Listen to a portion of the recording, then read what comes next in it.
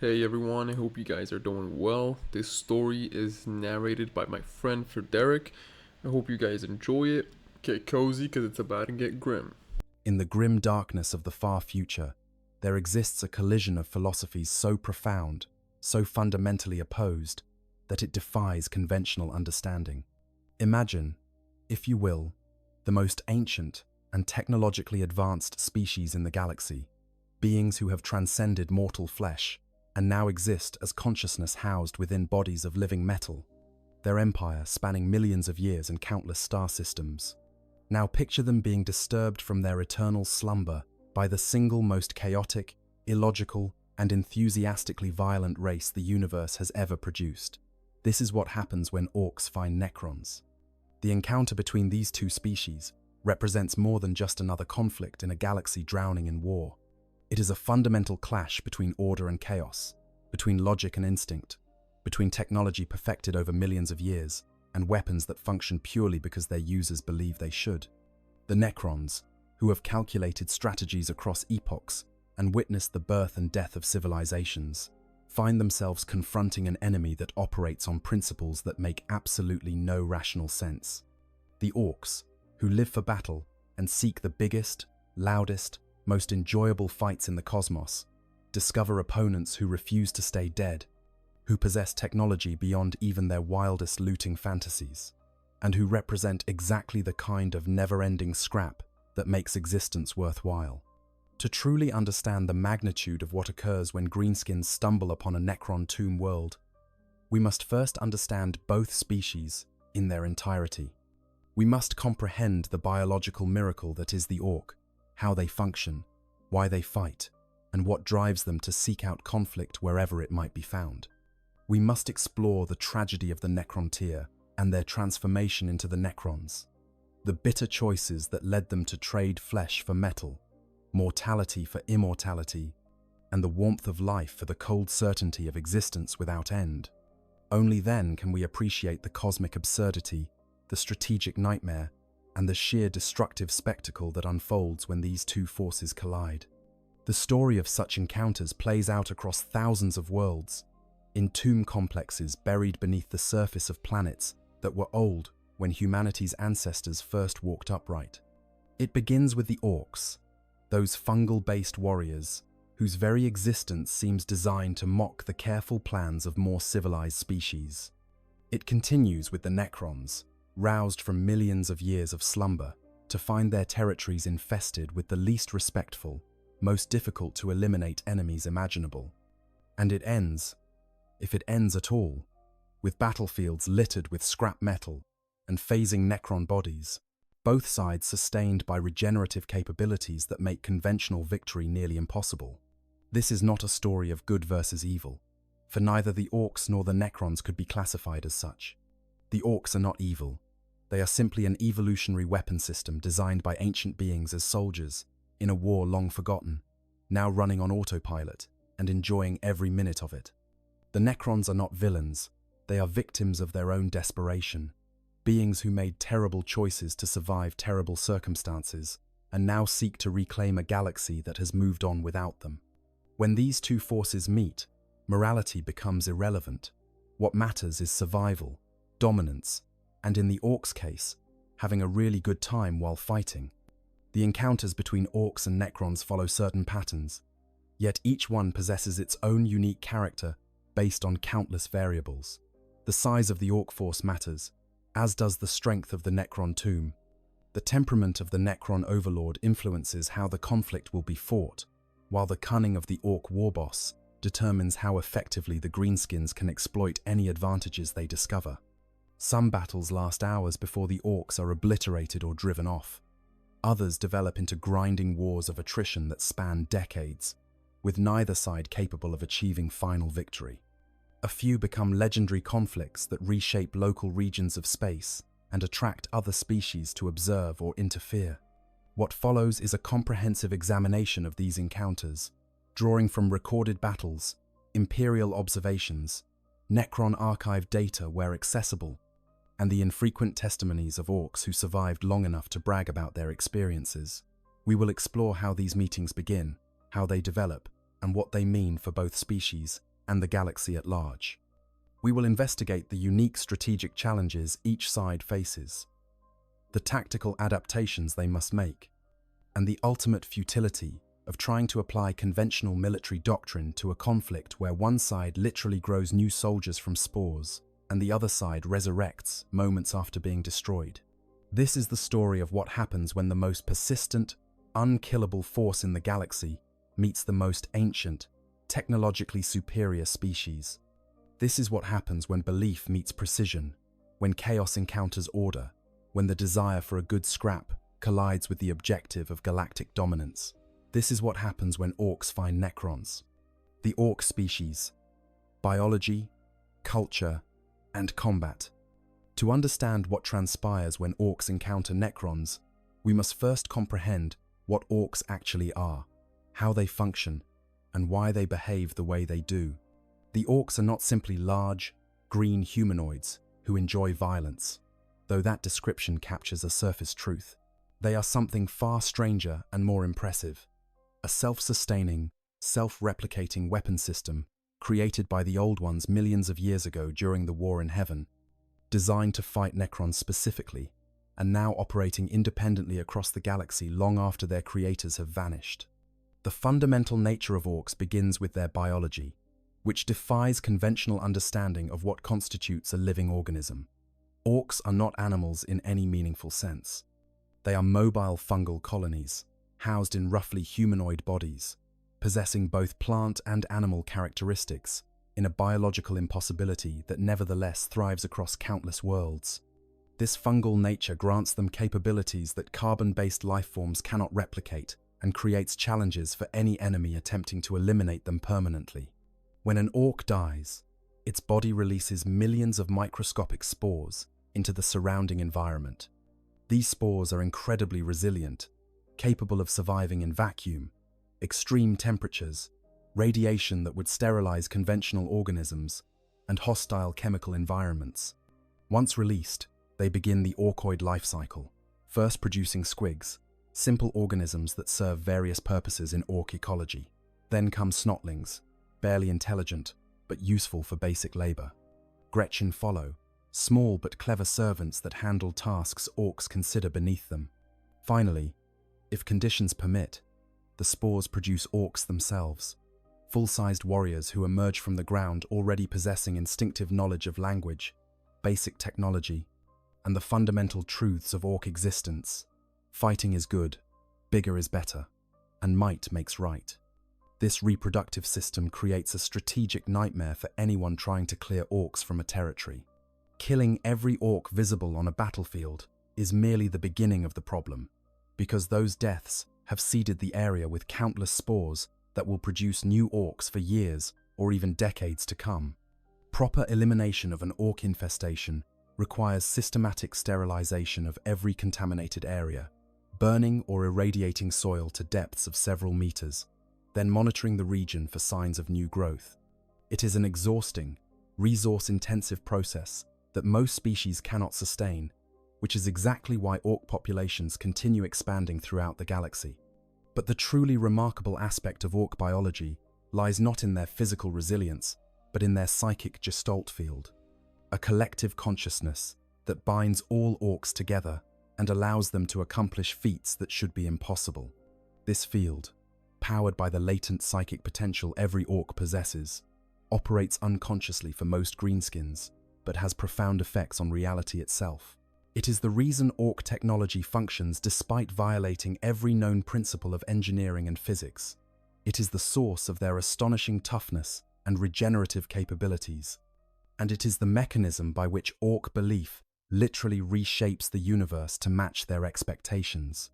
The Gestalt field's most visible manifestation is in orc technology, which operates on principles that horrify tech priests and perplex even advanced aliens like the Eldar.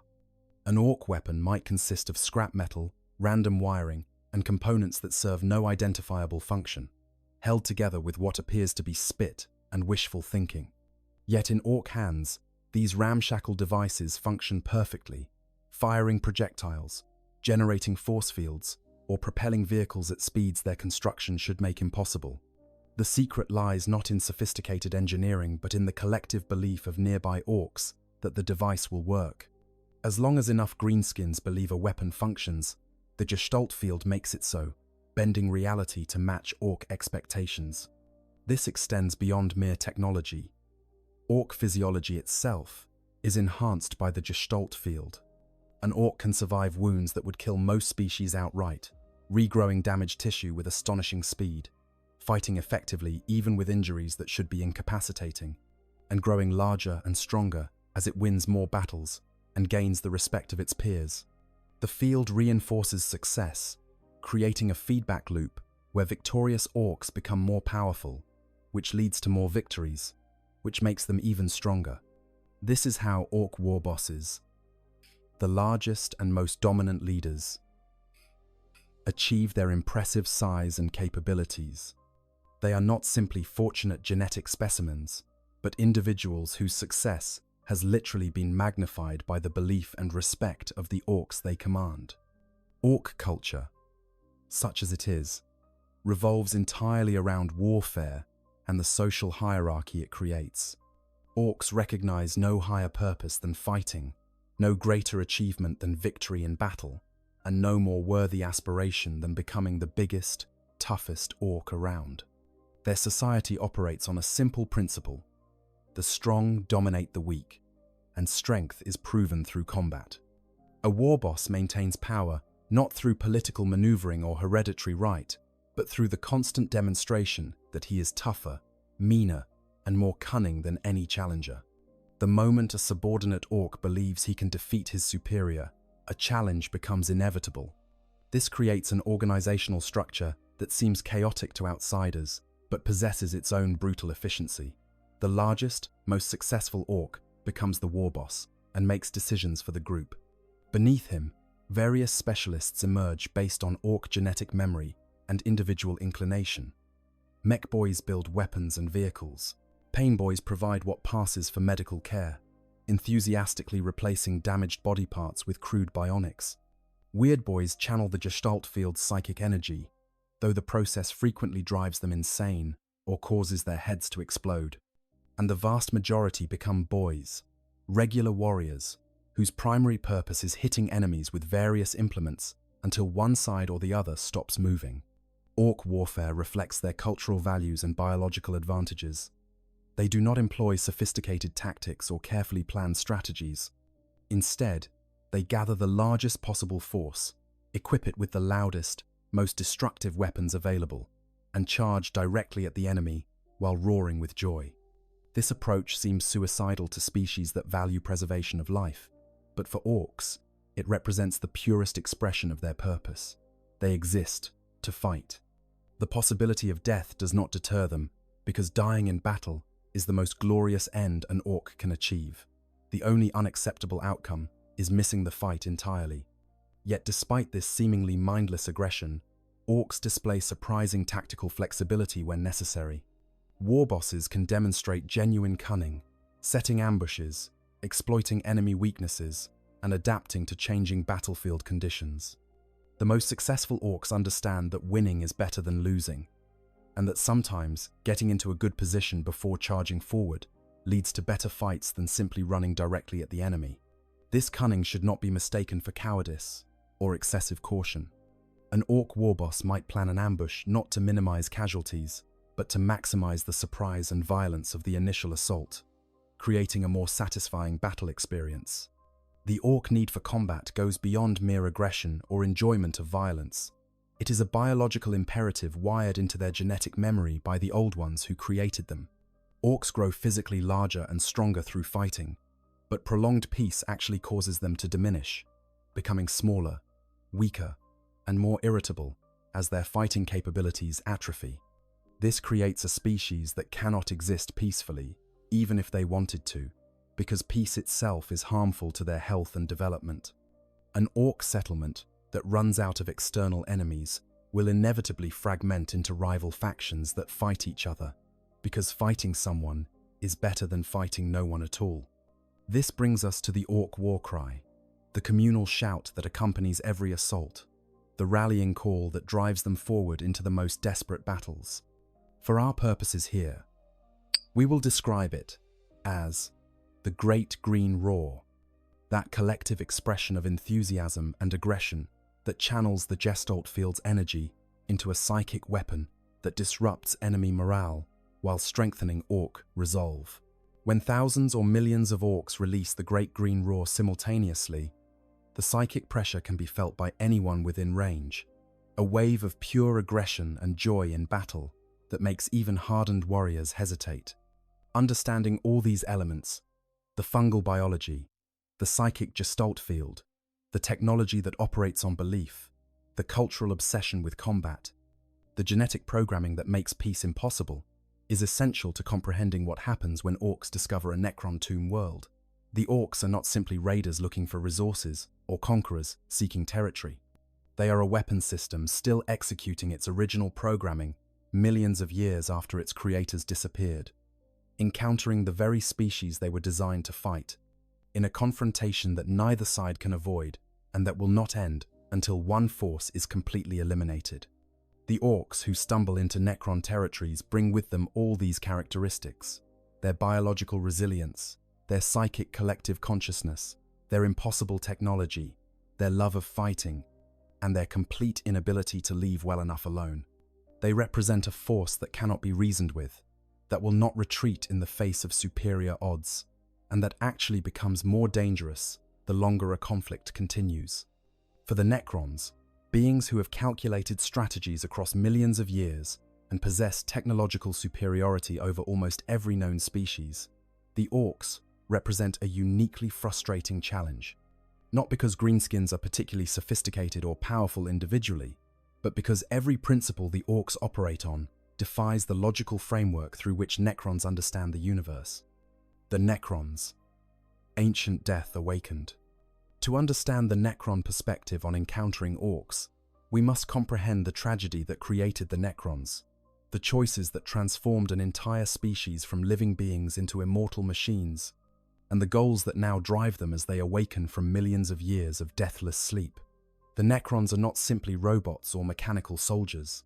They are the remnants of the Necrontyr species, beings who once possessed flesh and blood, who loved and feared and hoped, and who made a bargain so terrible that it shaped the fate of the entire galaxy.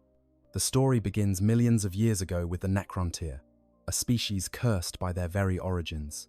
They evolved on a world orbiting a star that bathed their planet in lethal radiation, creating a species whose lifespans were measured in decades rather than centuries, whose bodies were constantly deteriorating from radiation-induced cancers and genetic damage, and whose every moment of existence was shadowed by the certainty of imminent death. Despite these biological limitations, the Necrontyr developed advanced technology and created an empire spanning numerous star systems.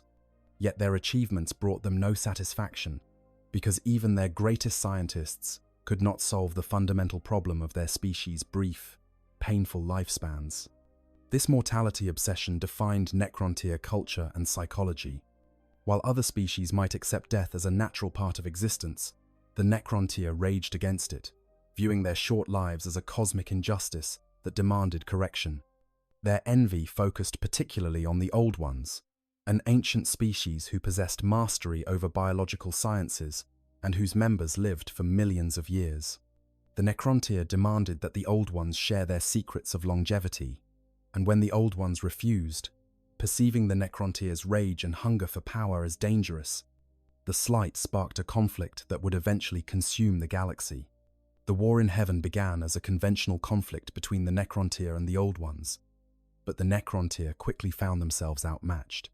The Old Ones' biological mastery allowed them to create servant species tailored for specific purposes, including the Orks' distant ancestors.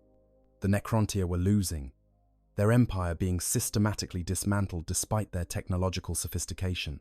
In desperation, they turned to beings they had discovered in their explorations, the Kartan, star-born entities of immense power that fed on electromagnetic radiation and existed on a fundamentally different level of reality than material life forms.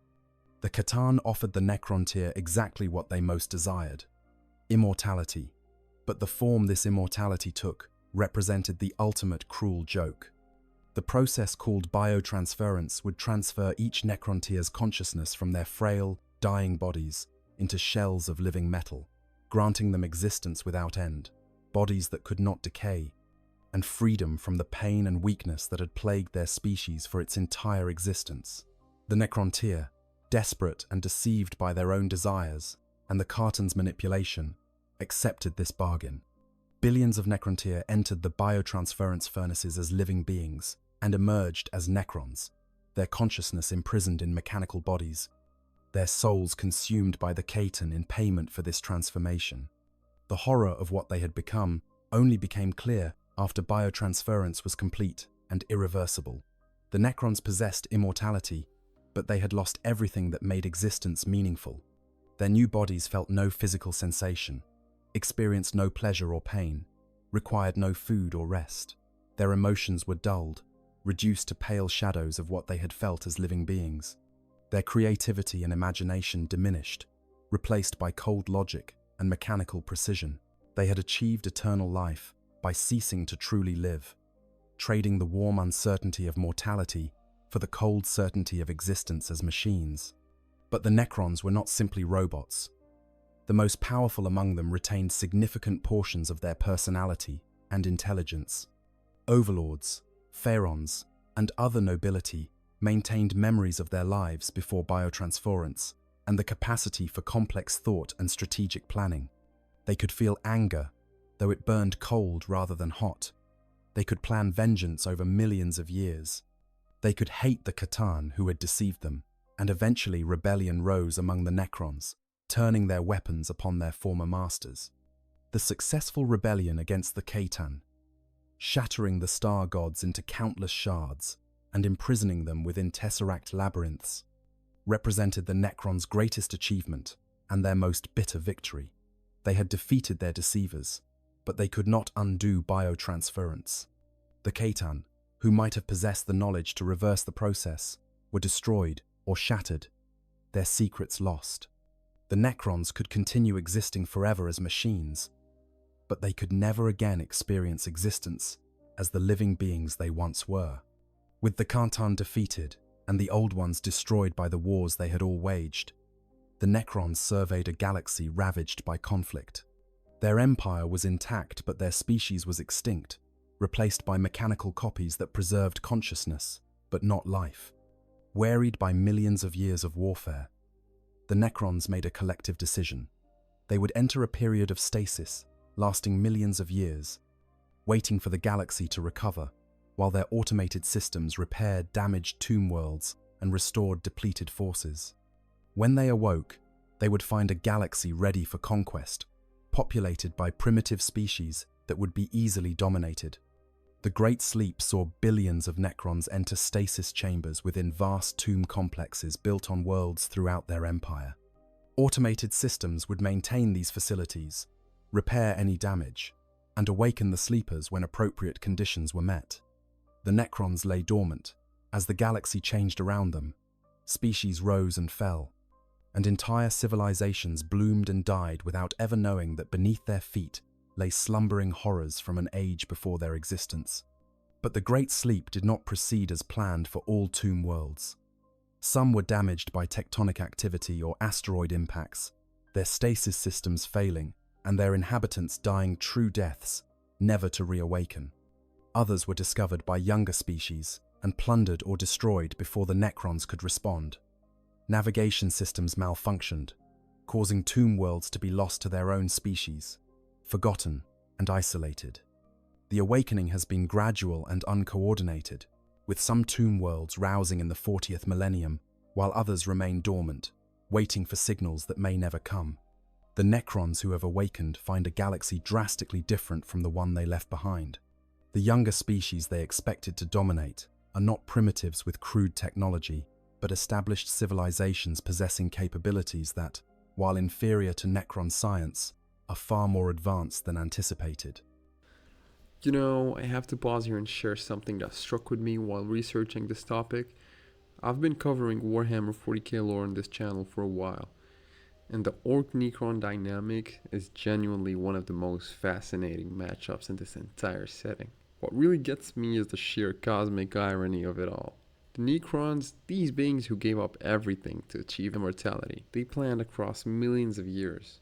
They possess technology so advanced, it might as well be magic, and they get completely stymied by what amounts of space mushrooms with guns. It's almost comedic if it weren't so tragic from the Necron perspective.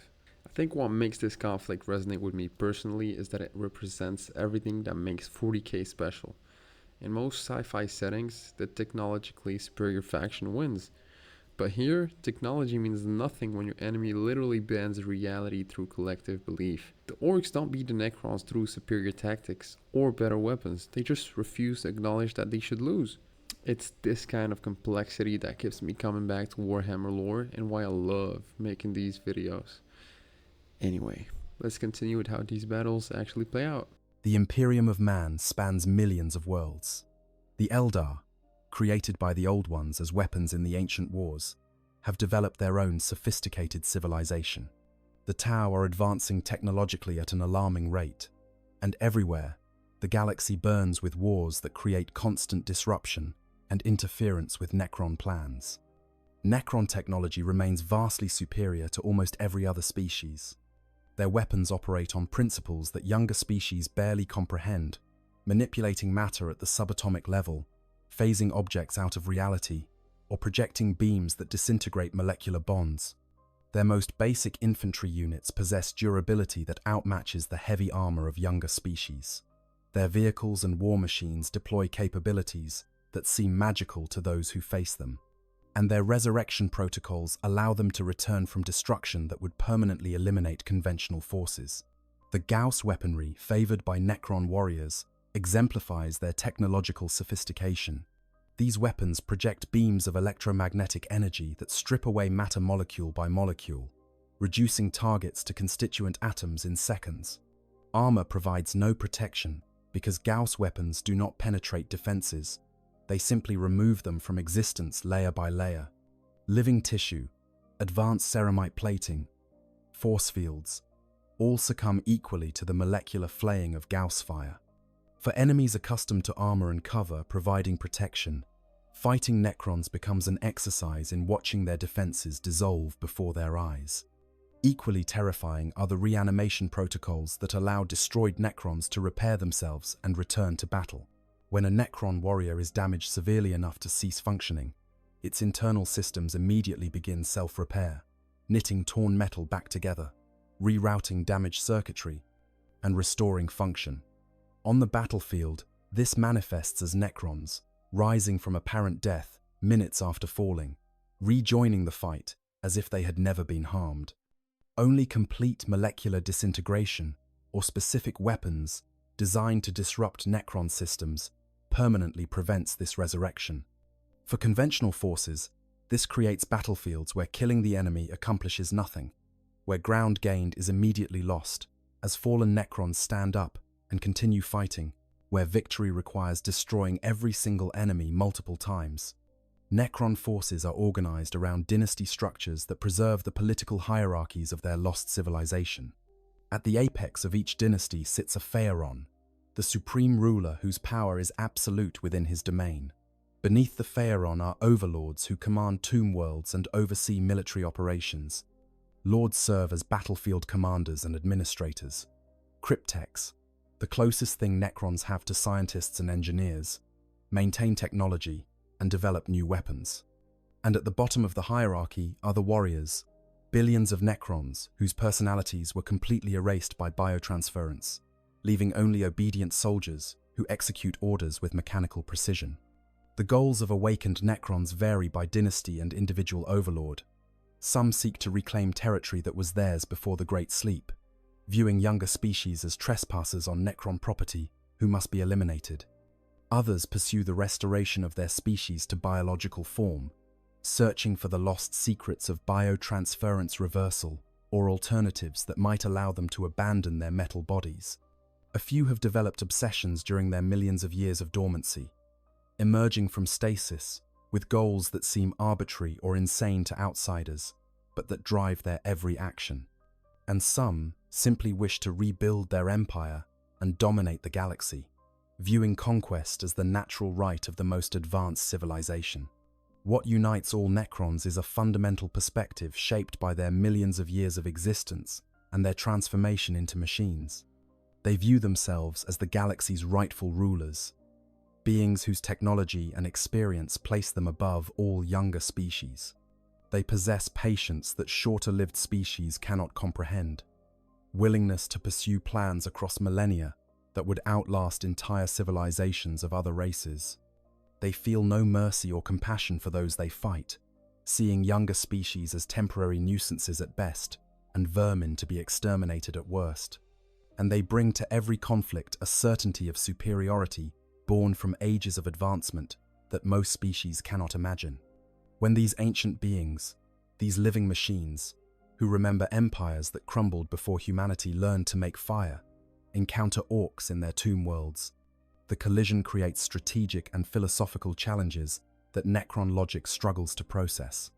How does a species that plans in terms of millions of years respond to enemies who think in terms of, what's the next fight?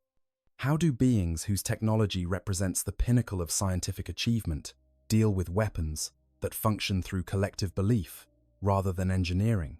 How do immortal machines who value patience and precision eliminate an infestation that spreads exponentially and views death as entertainment rather than defeat?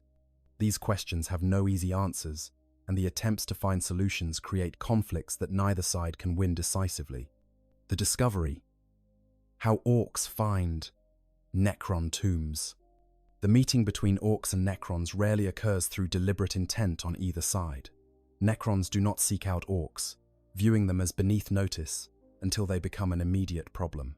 Orcs do not specifically hunt for Necron tomb worlds, having no knowledge of what lies dormant beneath the surface of countless planets. Instead, these encounters happen through a combination of orc wanderlust, terrible luck, and the sheer bad fortune that seems to follow both species throughout the galaxy. Understanding how these discoveries occur requires examining the typical behaviors of orc populations and the vulnerabilities of Necron tomb worlds during their awakening phases. Orc expansion follows predictable patterns despite the species' chaotic nature. An orc population grows wherever orcs have lived and died, the fungal spores they release, creating new greenskins without requiring deliberate cultivation or nurturing. When an orc population on a particular world reaches critical mass, it inevitably fragments into competing factions that fight each other. One faction eventually dominates, usually led by the biggest, toughest warboss, and that warboss faces a choice: continue fighting the remaining orcs on the current world until they're all dead, or find new enemies to fight. Since fighting the same orcs repeatedly becomes boring, ambitious warbosses gather the largest Great Green Roar they can manage and go looking for fresh battles. This Great Green Roar, the massive gathering of orcs unified under a single warboss, requires targets to sustain itself. The orcs need constant fighting to remain engaged and to prevent the coalition from fracturing into rival groups. This drives warbosses to seek out increasingly impressive enemies, worlds with strong defenses, species known for putting up good fights, or simply the nearest populated planets where violence can be found. The Great Green Roar moves through space in whatever ramshackle fleet the orcs have assembled, scanning systems for signs of civilization, monitoring communications for indications of conflict, and generally heading toward anywhere that promises a proper scrap. Necron tomb worlds, during their initial awakening phases, emit energy signatures that orc sensors can detect. The precise nature of these emissions varies depending on which systems are activating. First, power generators coming online, defense grids initializing, communication systems attempting to contact other tombs. But to orc mech boys monitoring their crude scanning equipment, these signatures indicate something interesting. A planet with active technology, probably with people operating that technology, which means potential enemies and, more importantly, loot. The decision to investigate such a world is rarely complex. A warboss, upon learning that a planet ahead shows signs of active technology, will typically respond with enthusiasm rather than caution. Technology means weapons and vehicles to loot. Weapons and vehicles mean someone is there to use them. Someone being there means fighting is available. Fighting being available means the Great Green Roar has found its next target. The logical chain is simple and inevitable, leading to Ork landing craft descending toward a tomb world that has no idea what is about to arrive on its surface. The initial landing often occurs in areas far from the tomb's primary entrance points. Ork navigation being what it is, a combination of crude sensors, mech-boy intuition, and blind luck, their landing sites are essentially random. This can work to their advantage, as they might touch down near secondary access points or damage sections of the tomb that have less robust defenses. Or they might land directly on top of a defense platform that has been waiting 60 million years for something to shoot at, leading to a spectacular explosion and a very brief invasion attempt. Either way, the Orks are now on the surface, and what follows becomes inevitable. Some tomb worlds are discovered not through energy emissions but through Ork mining operations. Orks love extracting resources from planetary surfaces, not through organized industrial processes, but through enthusiastic application of explosives and crude digging equipment. They blast into hillsides looking for metal ore, dig massive pits searching for mineral deposits, and generally excavate wherever they think something valuable might be hiding. These operations frequently expose structures that have been buried for millions of years, revealing architecture that is clearly artificial and clearly worth investigating. When Orks breach into a Necron tomb through accidental excavation, the results are often immediate and violent. Automated defense systems that have been dormant since before the Ork species existed suddenly activate, detecting intruders and responding with lethal force. Scarabs, small maintenance constructs that repair damage and eliminate threats, pour out of access tunnels and attack the Orks with molecular disassemblers. Wraiths, more dangerous constructs that can phase through matter, appear from within solid walls and begin killing Orks with particle beams. And somewhere deeper in the tomb, systems that have not functioned for millions of years begin the process of waking those who sleep within. The Ork response to these initial encounters follows their standard approach to unexpected violence. They fight back enthusiastically and call for reinforcements. The fact that they've stumbled into something dangerous does not discourage them. It actually increases their interest. Dangerous means challenging. Challenging means fun. And fun means more Orks will want to participate. Within hours of the first breach, word spreads through the Ork encampment that they've found something good underground, something that fights back, something worth investigating in force. This is when the discovery transforms from an accident into an invasion. What began as a few Orks stumbling through a hole becomes hundreds or thousands descending into the tomb complex, eager to fight these metal enemies and claim whatever loot might be available. They bring weapons, explosives, and most dangerously, their fungal biology. With each Ork that dies in the initial fighting, millions of spores are released into the tomb's atmosphere, beginning the contamination that will plague the Necrons for years, regardless of how the immediate conflict resolves. Other tombs are discovered through even more random circumstances. Orbital bombardments during wars between other species might crack open sealed entrances. Natural disasters like earthquakes or volcanic eruptions could expose buried structures. Space hulks, massive conglomerations of wrecked ships, fused together and drifting through the warp, might crash onto a tomb world's surface with enough force to breach the outer layers. And sometimes, rarely, a tomb world's automated systems malfunction in such a way that sealed doors open when they should remain closed, or defense systems fail to activate, creating vulnerabilities that Ork scouts or explorers might exploit. The critical element in all these scenarios is timing. Necron tomb worlds are most vulnerable during their awakening periods, when systems are coming online but the Necrons themselves have not yet fully roused from stasis. This creates a window measured in days or weeks, when the tomb's defenses are active but not fully staffed. When automated systems must respond to threats without the guidance of overlords or cryptechs. When the tomb is exposed in ways it would never be once the Necrons are fully awakened and alert. Orks who arrive during this window face formidable but manageable resistance. Orks who arrive after full awakening encounter something far more lethal. But regardless of timing or circumstances, once Orks have discovered a Necron tomb, withdrawal becomes nearly impossible for either side. The Orks cannot simply leave because that would mean abandoning a good fight. And Orks do not abandon good fights. The Necrons cannot allow the infestation to continue because Ork spores spread with every moment the greenskins remain in the tomb, creating long-term contamination that threatens the facility's function.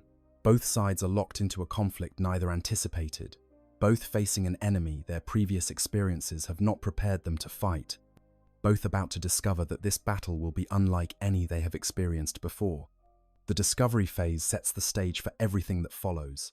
It determines how many Orks will be involved in the initial fighting, how prepared the tomb's defenses will be, and whether the Necrons have time to organize a coordinated response or must rely on automated systems and whatever forces can be roused quickly.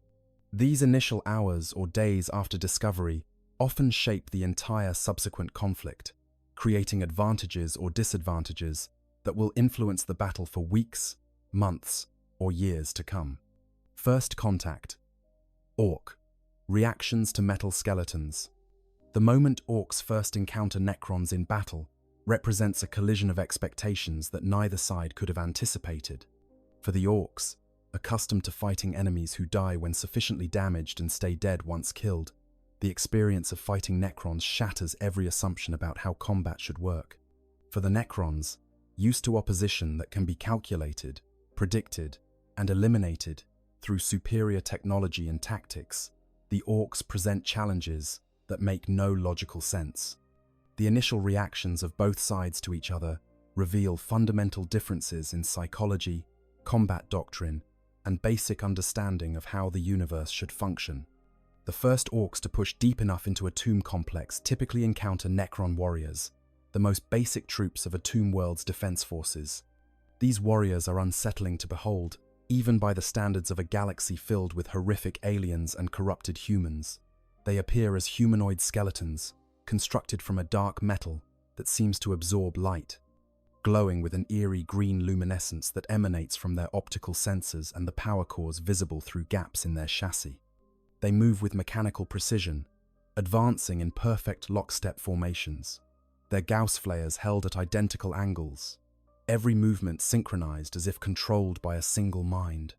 When Orks first see these metal skeletons emerging from the darkness of tomb corridors, their initial reaction is typically enthusiasm rather than fear. Here are enemies that look different from anything they've fought before, which means this will be interesting. The metallic nature of the Necrons registers immediately to Ork psychology as shiny, and shiny things are valuable loot. The strange weapons the Necrons carry spark immediate interest from any mech boys present, who begin calculating how those weapons might be acquired and repurposed for Ork use. And the fact that the metal skeletons are advancing toward them rather than fleeing suggests these enemies want to fight, which is the best possible news from an Ork perspective. The first exchange of fire typically goes poorly for the Orks, though they don't necessarily realize this immediately. Necron warriors open fire with their Gauss flares, the weapons emitting a crackling green energy that strikes Ork targets with devastating effect.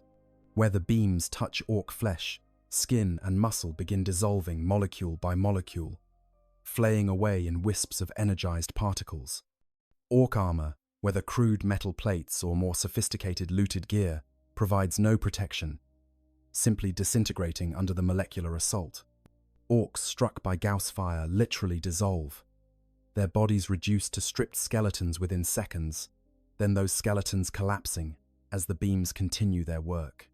But Orks are remarkably tough, and their gestalt field reinforces this toughness to supernatural degrees. An Ork struck by a Gauss beam that would instantly kill most species might stagger, look down at the portion of its body that's dissolving, and respond with anger rather than fear. Orks have been known to continue fighting with limbs partially flayed away, the combination of their natural resilience and psychic reinforcement keeping them functional despite injuries that should be immediately lethal. They charge forward while being molecularly disassembled, roaring challenges and insults at these metal gits who are using cheaty weapons. The Ork return fire introduces the Necrons to the reality of Ork weaponry, which functions on principles that Necron logic struggles to process. Ork shooters, crude automatic weapons assembled from scrap metal and random parts, fire ballistic projectiles that should not be capable of penetrating Necron living metal. Yet these bullets, propelled by gunpowder that may not actually be chemically correct and fired from barrels that are not properly rifled, somehow punch through Necron armor and damage internal systems. The Ork gestalt field makes these impossible weapons function, reality bending to match Ork expectations that guns should shoot and bullets should hurt. When Ork fire strikes Necron warriors with sufficient force, the targets collapse, their metal bodies falling to the ground with the distinctive clatter of machinery shutting down. To the Orks, this looks like victory. They've shot the enemy. The enemy has fallen, and fallen enemies are dead enemies. Shouts of triumph echo through the tomb corridors as Orks celebrate what appears to be a successful first engagement. The more pragmatic among them begin moving toward fallen Necron bodies, eager to claim weapons and interesting bits as loot. Then the resurrection protocols activate, and Ork understanding of reality takes its first major blow. The fallen Necron warriors, which had been lying motionless on the ground, begin to stir. Green energy flickers through their bodies as self-repair systems initiate. Damaged components phase out of existence, replaced by fresh parts teleported from storage arrays deeper in the tomb. Metal that had been bent or shattered flows like liquid, reforming into proper shapes. Within moments, Necrons that the Orks had definitively killed are standing again, raising their weapons, resuming their advance, as if they had never fallen. The Ork reaction to this development varies based on individual temperament. Some Orks become more excited, realizing they've found enemies who can provide an extended fight, rather than dying too quickly. Others grow frustrated, understanding that their usual tactics of shoot them until they stop moving may not work against enemies who refuse to stay down. A few might experience something approaching concern, wondering if these metal skeletons can actually be defeated, or if the Orks have stumbled into a fight they cannot win. But whatever their individual reactions, all Orks quickly understand that this battle will require different approaches than they're used to. The fighting intensifies as both sides commit more forces. More Ork boys pour into the tomb, attracted by the sounds of battle and the promise of a good scrap. Heavier Ork units arrive, knobs in mega armor, storm boys with crude jetpacks, death dreads, piloted by ambitious Orks who've been wired into walking weapons platforms. On the Necron side, automated systems continue deploying warriors, while more sophisticated units activate. Immortals with better weapons and armor, Lichguard elite warriors carrying hyperphase swords and dispersion shields, and eventually the first Necron nobility, minor lords who take direct command of the defense. It is during these expanded engagements that Orks begin discovering both the advantages and disadvantages of fighting Necrons. On the positive side, from an Ork perspective, Necrons provide excellent targets. They advance in predictable patterns, stand out clearly against the dark metal of tomb corridors thanks to their glowing components, and can be engaged at range or in melee with equal effectiveness. Their weapons are devastating, but not instantly lethal to Orks, whose toughness allows them to survive hits that would vaporize humans. And most importantly, they keep getting back up, which means the fight continues longer than battles against enemies who stay dead. On the negative side, Orks quickly learn that looting Necron technology is far more difficult than anticipated. When an Ork tries to pick up a fallen Gauss Flayer, the weapon typically phases out of existence, teleporting back to tomb storage before it can be claimed. This phenomenon enrages Orks, who view good weapons as rightful loot and cannot understand enemies who take their guns with them when they die. Even when an Ork manages to grab a Necron weapon before it phases away, the device usually stops functioning immediately, its systems recognizing an unauthorized user and shutting down. The gestalt field that makes Ork technology work has no effect on Necron devices, which operate on actual engineering principles rather than collective belief. The tomb environment itself creates additional challenges for Orks. The corridors are designed for Necron use, with dimensions and layouts that assume defenders who can teleport, phase through walls, or hover above the ground. For Orks, large bulky creatures designed for direct assault, these environments create choke points, ambush opportunities, and strategic disadvantages. Scarabs can attack from ventilation ducts too small for orcs to enter. Wraiths can emerge from floors or ceilings, strike, and retreat through solid matter before orcs can retaliate. The tomb itself becomes a weapon, its architecture channeling attackers into killing zones where Necron defenders can maximize their firepower. Yet despite these challenges, the orcs continue pushing forward, driven by instincts that make retreat inconceivable. They adapt their tactics through trial and error, learning that Necrons can be overwhelmed through mass assault, even if they cannot be conventionally killed. Orcs discover that sufficient damage prevents resurrection, that Gauss flayers only partially disintegrated can be smashed apart before they regenerate, that focusing fire on individual Necrons before they can resurrect creates temporary numerical advantages. These are not sophisticated tactics, but they are effective enough to keep the orcs competitive against an enemy who should thoroughly outclass them. The psychological impact of this first contact extends beyond the immediate battle. Orcs who survive the initial encounters and return to their lines bring stories of metal skeletons that won't stay dead, weapons that dissolve orcs into atoms, and a tomb full of loot that disappears when you try to take it. These stories spread through the orc force, creating a reputation for Necrons as particularly tough and interesting enemies. Rather than discouraging orcs, this reputation attracts more of them. Word spreads that there's a proper fight happening underground, against enemies who are tougher than usual, with strange technology that needs investigating. More orcs want to participate, leading to increased numbers descending into the tomb. For the Necrons observing this invasion through internal sensors and warrior report systems, the orc behavior makes little rational sense. These primitives should recognize their disadvantage, acknowledge superior Necron technology, and withdraw to avoid further losses. Instead, they continue attacking with enthusiasm that actually increases as casualties mount. The Necron command systems struggle to develop effective tactical responses because the orcs don't follow predictable patterns. They attack through routes that should be suicide approaches. They use weapons that shouldn't work, but somehow do. They display tactical cunning in unexpected moments, then follow it with apparently mindless charges. The inconsistency frustrates Necron attempts to calculate optimal defensive responses. This mutual incomprehension, orcs unable to understand why their loot keeps disappearing, Necrons unable to understand why these primitives won't acknowledge defeat, sets the tone for the entire conflict. Neither side can approach the battle using their preferred methods because the enemy refuses to cooperate. The orcs cannot win through overwhelming assault because Necrons resurrect. The Necrons cannot eliminate the threat through superior technology because orc numbers and resilience offset their advantages. Both sides are trapped in a conflict that defies their expectations, forced to adapt to an enemy that operates on principles they find either incomprehensible or unacceptable. The Necron Awakening. Automated defense, and beyond. As orc forces penetrate deeper into the tomb complex, the Necron response escalates from automated systems to coordinated defense under conscious leadership. This awakening process follows protocols established millions of years ago, designed to protect tomb worlds from various threats, while minimizing the energy expenditure required to maintain security.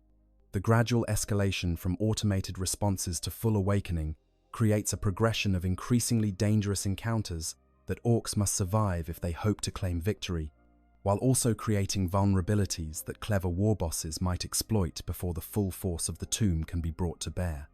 The first line of tomb defense comes from canoptech constructs, specialized machines designed to maintain the facility and eliminate minor threats. Scarabs, beetle-sized machines that swarm in vast numbers, are typically the first response to any breach. These constructs exist primarily to repair damage to tomb structures, but they are equally capable of disassembling intruders molecule by molecule. When orcs breach into a previously sealed section, scarabs emerge from access ports in walls and ceilings, swarming over the intruders in clouds that can number in the thousands. Individual scarabs pose little threat, but en masse, they strip away flesh, armor, and weapons with frightening efficiency. Orcs respond to scarab swarms with characteristic directness. They try to smash or shoot the small machines, often with limited success. Scarabs are small enough and numerous enough that conventional weapons have trouble targeting them effectively. Even when orcs destroy hundreds of scarabs, thousands more continue the assault. The swarms get into armor joints, crawl into mouths and eyes, work their way past any defenses to reach vulnerable flesh beneath. For orcs accustomed to fighting enemies they can see and hit, scarabs represent a frustrating challenge. You can't have a proper scrap with a cloud of metal bugs. More dangerous are the canoptek wraiths, larger constructs that blend into the dark metal of tomb structures and can phase through solid matter to attack from unexpected angles. Wraiths hover silently through corridors, their serpentine forms equipped with claws that vibrate at molecular frequencies to slice through any material and particle casters that dissolve targets with focused beams of energy. A wraith can emerge from a wall behind an orc formation, kill half a dozen greenskins in seconds, then phase back into the structure before the survivors can respond. These hit-and-run tactics wear down orc numbers without risking the constructs in direct combat. Spiders, massive six-legged constructs responsible for coordinating swarm activities and repairing larger damage, serve as commanders for the automated defense. These machines possess limited intelligence, enough to assess threats and direct scarab swarms to priority targets, but not enough to truly adapt to orc tactics. They follow their programming with mechanical precision, deploying resources according to threat assessments that don't account for orc psychology or capabilities. This creates a predictable quality to the automated defense that smarter warbosses can exploit, finding patterns in construct deployment and maneuvering around them. While the canoptek constructs battle the orcs in the outer tomb, deeper systems begin the process of awakening the actual Necrons. Stasis crypts that have maintained their inhabitants in deathless sleep for millions of years start their initialization sequences. This process cannot be rushed. Each Necron must be carefully transitioned from stasis to active function to avoid damage to the consciousness matrices that contain what remains of their personalities. The awakening proceeds in stages, beginning with the most basic infantry and gradually working up to more sophisticated units and leadership. The first Necron warriors to awaken emerge from their crypts, with systems still cycling up to full functionality. Their tactical databases are loading, their weapon systems are calibrating, and their consciousness is struggling with the disorientation of waking after millions of years of sleep. These early responders are not operating at peak efficiency, their movements slightly sluggish, their aim marginally off, their coordination imperfect. Against conventional enemies, these minor impairments would be irrelevant, given the vast technological advantage Necrons possess. Against orcs, who overwhelm through numbers and enthusiasm rather than precision, the reduced efficiency creates openings. As more warriors awaken and join the defense, the Necron response becomes more organized. Warriors form phalanxes that advance with mechanical precision, their overlapping fields of fire creating kill zones that even orcs cannot charge through without horrific casualties. Immortals, awakening from their own crypts, provide heavy fire support with their more powerful weapons. The tomb begins to fight back with purpose, rather than simple automated reaction, defensive formations establishing strongpoints that orcs must clear through costly assaults. The awakening of Necron lords marks a significant shift in defensive capability. These are beings who retain substantial portions of their original personalities, who commanded armies when the orc species existed only as prototypes created by the old ones, who possess strategic acumen developed across millions of years of warfare.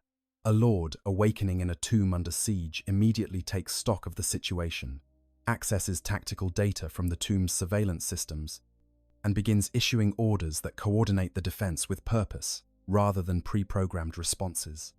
From the Lord's perspective, the orc invasion represents both an insult and a puzzle. The insult is obvious. These primitives dare to intrude on Necron territory, sullying ancient halls with their crude biology and stealing resources that belong to the tomb. But the puzzle is more interesting. How have these primitives penetrated so deeply into the complex? Standard defenses should have eliminated them by now. The fact that orcs continue pushing forward despite horrendous casualties suggests either that the defense is malfunctioning or that these enemies possess capabilities not reflected in their apparent technological level. The Lord's analysis of Orc forces typically proceeds through several stages. First, there is confusion about how Orc weapons function at all, given their crude construction and apparent disregard for basic engineering principles. This confusion deepens as sensor readings confirm that Orc technology does not operate according to any rational framework. It simply works, despite lacking proper mechanisms, sufficient power sources, or logical design. Second comes frustration, as attempts to predict Orc tactics fail repeatedly because the Orcs don't follow consistent strategic patterns. They attack in ways that should be suicide, yet often succeed through sheer aggression and overwhelming numbers. Third is the growing realization that eliminating this infestation will require far more resources than initially anticipated. The Lord begins adapting defensive strategies to Orc characteristics. Choke points are established at locations where Orc numerical advantage can be neutralized. Heavy weapons platforms are deployed to crossfire positions where they can maintain sustained fire on advancing Orcs. Wraiths are directed to target what appear to be Orc leaders, attempting to disrupt their command structure. These are sensible, logical tactics that should work against any conventional enemy. They show some effectiveness against the Orcs, slowing their advance and inflicting terrible casualties, but they do not stop the invasion. The most frustrating aspect of fighting Orcs, from the Necron perspective, becomes clear during these initial coordinated defenses. The Orcs are contaminating the tomb at a fundamental level. Every Orc that dies releases spores into the tomb's atmosphere. The environmental systems, designed for sterile environments and Necron needs, are not equipped to filter or destroy these spores. They spread through ventilation ducts, settle into cracks and crevices, contaminate water sources, and energy conduits. Even if every Orc currently in the tomb is eliminated, those spores will eventually produce new Orcs, creating an infestation that could persist for decades without intensive sterilization efforts. This realization forces Necron commanders to recalculate their objectives. Simply eliminating the current Orc force is no longer sufficient. The entire invasion route must be sterilized, every chamber cleared, every ventilation duct irradiated, every possible contaminated area purged with heat or chemical treatments. This requires resources and time that the tomb may not possess, especially if the Orcs continue pressing their attack and preventing organized cleanup operations. The tactical problem transforms from eliminate intruders to eliminate intruders while preventing further contamination, while also sterilizing already contaminated areas. It is a multi-layered challenge that strains tomb resources. As the fighting continues, the tomb's ruler, the Overlord. This is a delicate procedure, requiring careful monitoring, because Overlords retain the most complete consciousness transfers of any Necron.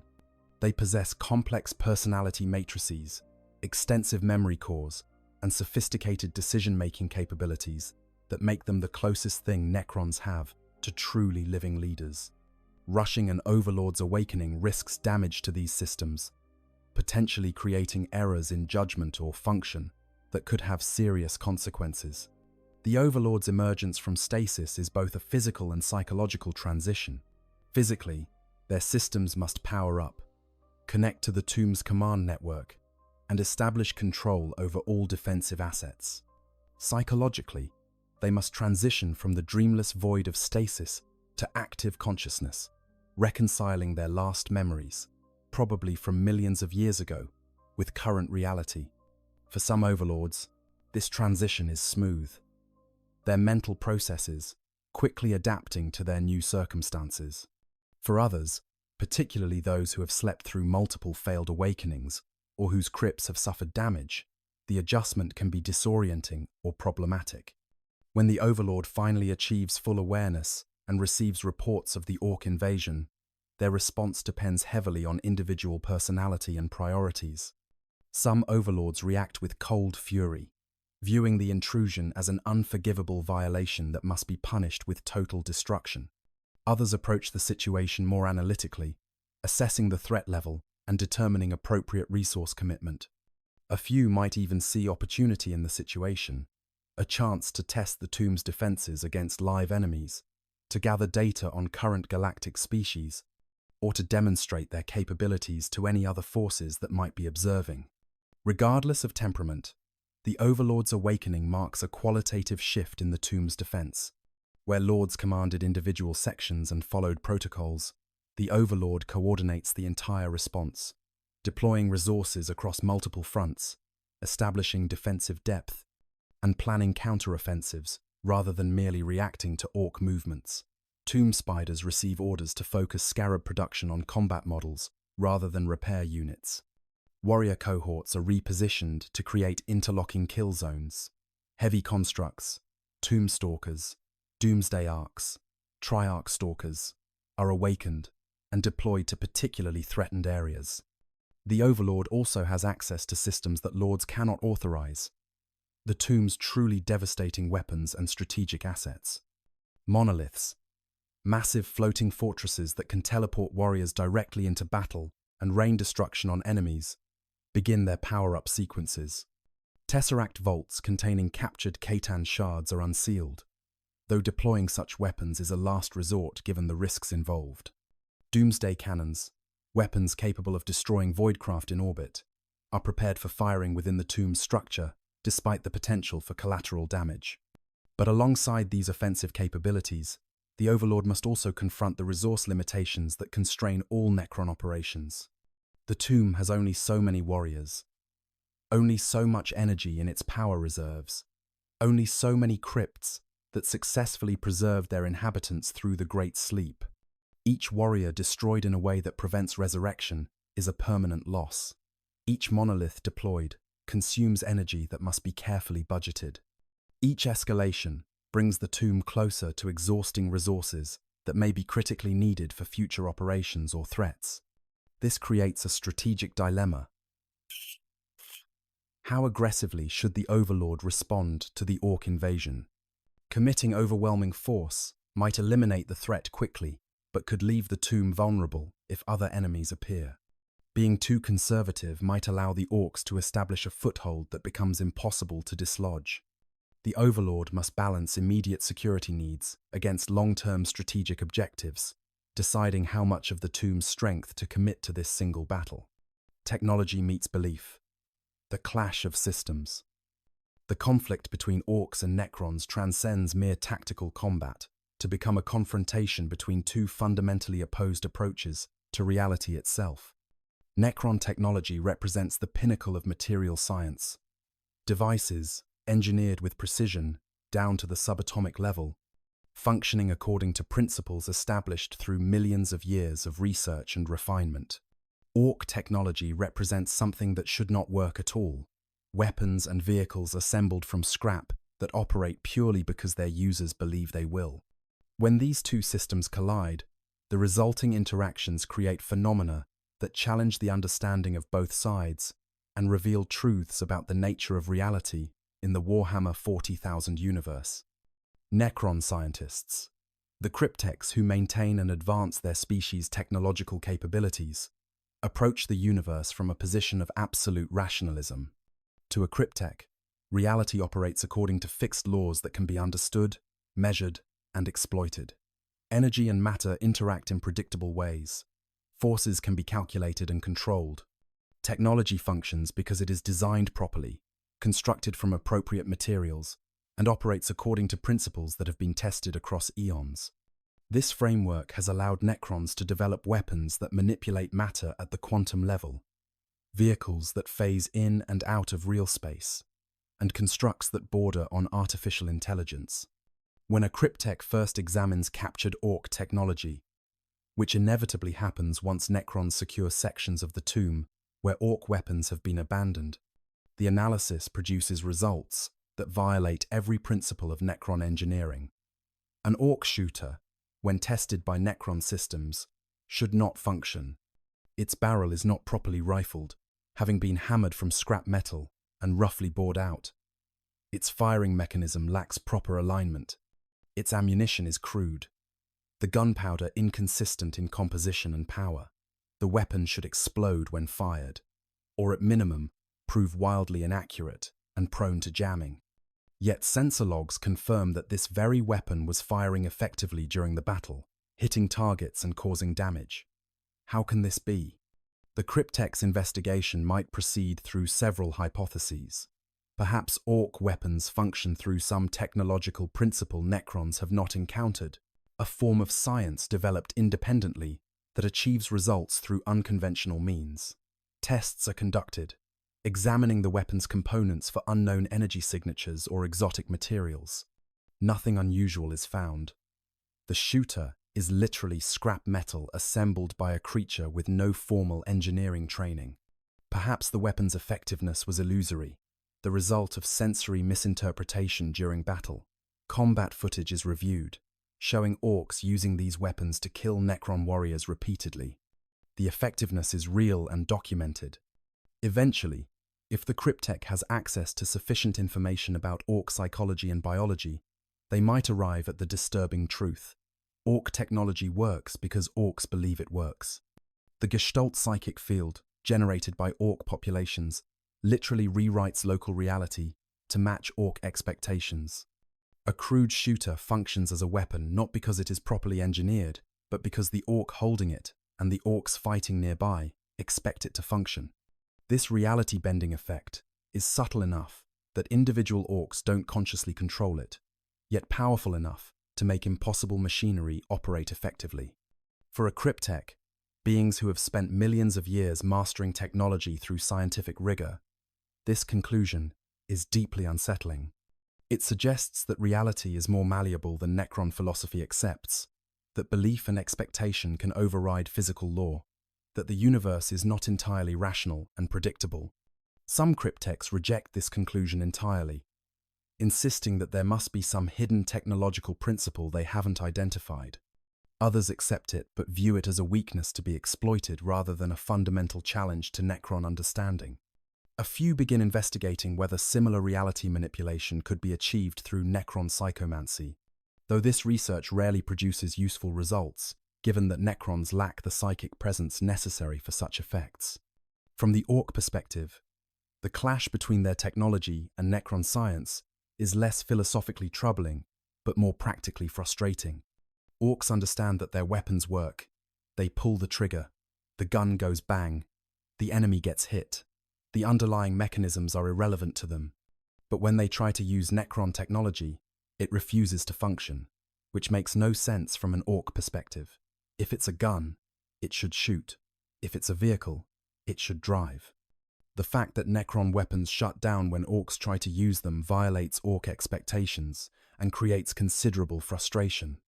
Mechboys, the closest thing Orks have to scientists, attempt to solve this problem by taking apart Necron weapons and rebuilding them in more sensible Orkish configurations. A Gauss flare might be disassembled, its components examined, and then reassembled with additional bits from an Ork shooter, some wire looted from elsewhere, and maybe a few random gears, because gears make things work better. The resulting hybrid weapon rarely functions as either a Gauss flare or a proper shooter, but if enough mechboys believe it should work, and enough Orks expect it to function, the Gestalt field might make it operational in some crude fashion. These hybrid weapons represent the collision of belief and science in physical form. They contain components that operate on actual engineering principles, Necron technology, that manipulates electromagnetic forces and quantum states, combined with Orkish additions that shouldn't contribute anything but do, because Orks think they're necessary. The resulting devices malfunction constantly, explode unpredictably, and generally prove more dangerous to their users than to enemies. But occasionally, when the Gestalt field is strong and the mechboy's belief is absolute, these Frankenstein weapons display capabilities that neither pure Ork nor pure Necron technology could achieve. The conflict between technological systems extends beyond weapons to affect the very environment where fighting occurs. Necron tomb complexes are designed with precision, every corridor calculated for optimal defensive geometry, every chamber serving specific purposes in the tomb's function. Ork presence in these spaces introduces chaos that disrupts this careful design. Crude fortifications are erected from scrap and debris, blocking corridors that were meant to channel traffic in particular patterns. Explosive weapons damage structural elements, creating new passages that compromise the tomb's defensive layout. The Orks essentially vandalized the tomb's architecture, not through deliberate sabotage but through simple disregard for the precision that Necrons value. More insidiously, the Gestalt field itself interacts with Necron systems in unpredictable ways. Tomb technology is, at its base, incredibly sophisticated engineering, operating according to established principles.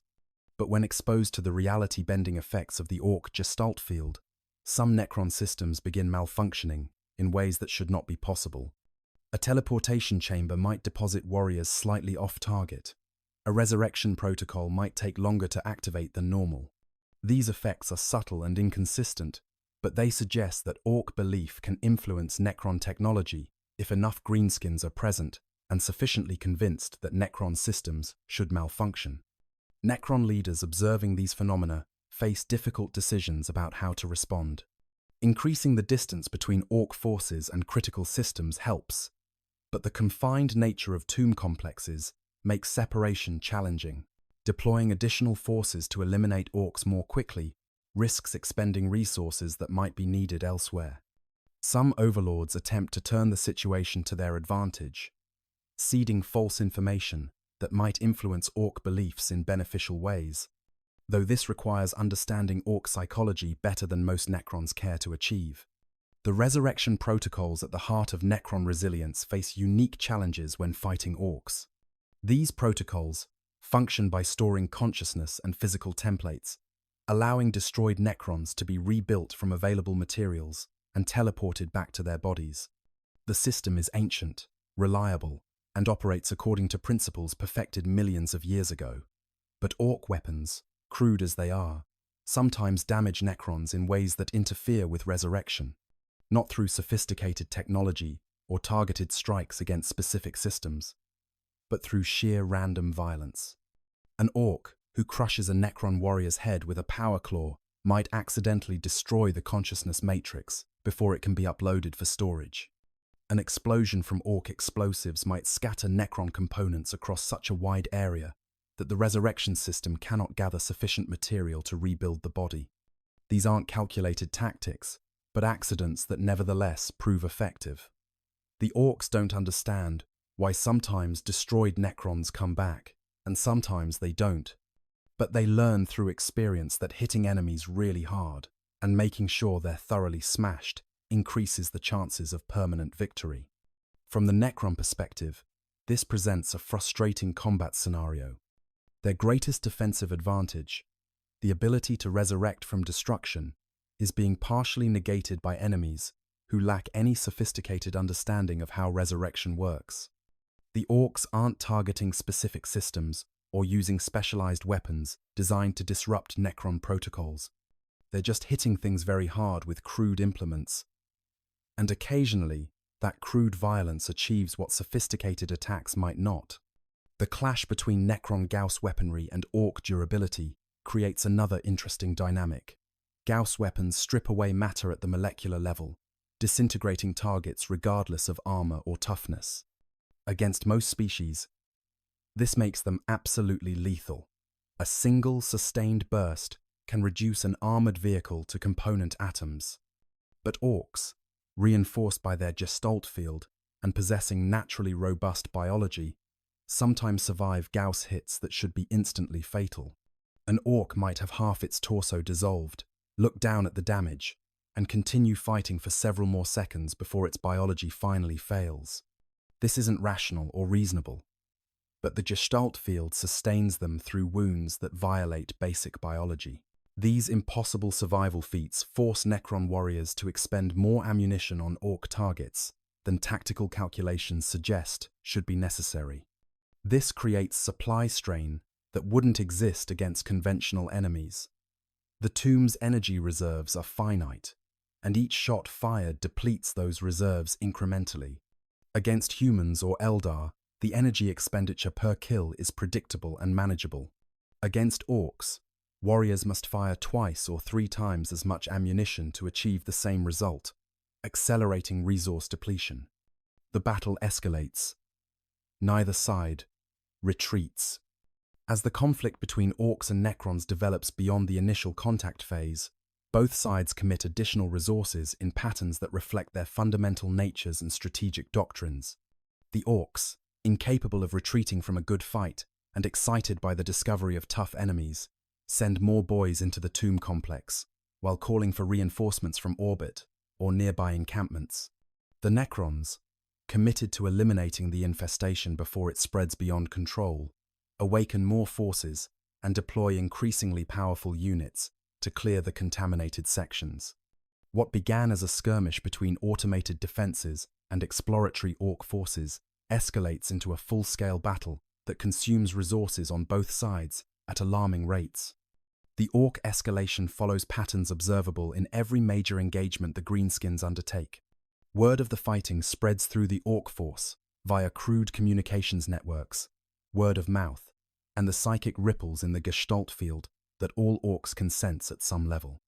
This particular fight, against enemies who won't stay dead, who have fantastic technology, and who put up serious resistance, attracts Orks the way blood attracts sharks. Battles that are easy bore Orks quickly. Battles that are challenging, where victory is not guaranteed, and enemies fight back effectively, represent the pinnacle of Ork existence. The Necron tomb has become the latter, and Orks want to participate. The reinforcements that begin pouring into the tomb complex represent a cross-section of Ork military capabilities. Standard boys arrive in mobs that number in the hundreds or thousands, overwhelming narrow corridors with sheer mass. These are the backbone of any Ork force, individual greenskins who have proven themselves worthy of carrying a gun, but haven't yet distinguished themselves enough to earn positions of greater status. They fight with crude weapons, shooters, sluggers, choppers, and rely on numbers and toughness to offset their lack of sophistication.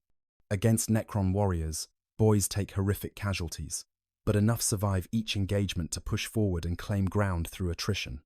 Nobes, larger and more experienced Orks, who have proven themselves in countless fights, bring heavier weaponry and more resilience to the battle.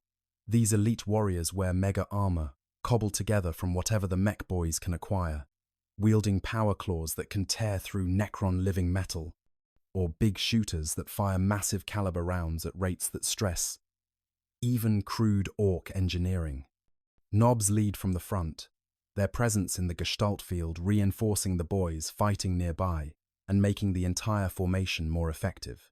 When a Nob pushes forward into Necron fire, the boys follow, emboldened by their leader's courage and strength. Mech boys arrive, bringing specialized equipment designed to crack open sealed doors and access restricted areas.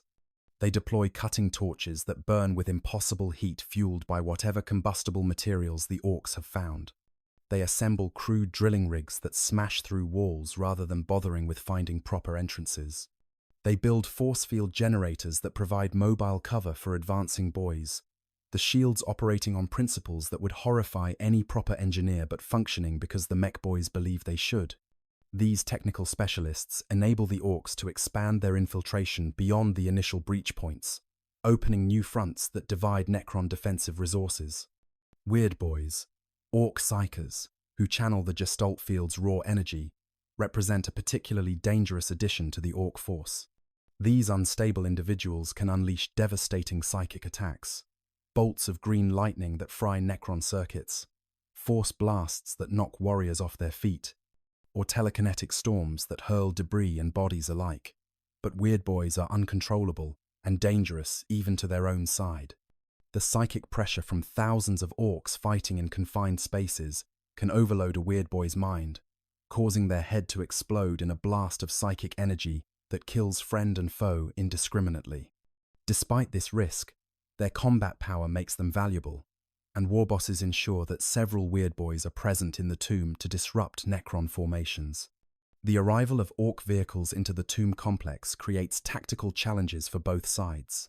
Ork trucks, ramshackle transport vehicles that should collapse under their own weight, roar through corridors while carrying mobs of boys to distant fronts. Killer cans, small walkers, piloted by individual Orks, provide mobile fire support with their crude but effective weapons. Deaf dreads, larger walkers bristling with guns and melee weapons, smash through obstacles and enemy formations alike. These vehicles were never designed for confined spaces. They're meant for open battlefields, where maneuverability matters less than firepower and armor. But Orks force them into the tomb anyway, accepting the limitations in exchange for the additional combat power. The Necron escalation proceeds more methodically, but with equally deadly results. The Overlord, now fully awakened and in command of the tomb's defense, begins deploying units held in reserve for serious threats. Lychguard, the most elite infantry warriors in the tomb, emerge from their crypts wearing heavier armor and carrying weapons specifically designed for close combat. These warriors, who served as bodyguards to the nobility in the Necrontier's mortal days, retain more personality and initiative than standard warriors. They can adapt tactics on the fly, respond to unexpected threats, and provide leadership to nearby units. When Lychguard enter a fight, the defensive effectiveness of the entire sector improves. Immortals, superior infantry equipped with heavier weapons than standard warriors, establish strongpoints throughout the tomb. These units carry Gauss blasters that fire larger and more powerful beams than standard Gauss flares, capable of destroying vehicles or masses of infantry with sustained fire. Their armor is more resilient, their self-repair systems more robust, their tactical programming more sophisticated. Where warriors serve as defensive screens and basic troops, immortals function as force multipliers, who can hold critical positions against significant Ork pressure. The deployment of tomb blades, fast-moving attack craft that can navigate corridors at high speed, introduces aerial elements to a battle previously fought on foot. These machines, piloted by Necron warriors, whose consciousness has been loaded into the vehicle, strafe Ork positions with twin-linked weaponry, while their speed and maneuverability make them difficult targets. Orks, lacking sophisticated anti-aircraft weapons in the confined spaces of the tomb, struggle to respond to tomb blade attacks, suffering casualties without effective means of retaliation. Heavier constructs begin awakening as the Overlord determines they are necessary.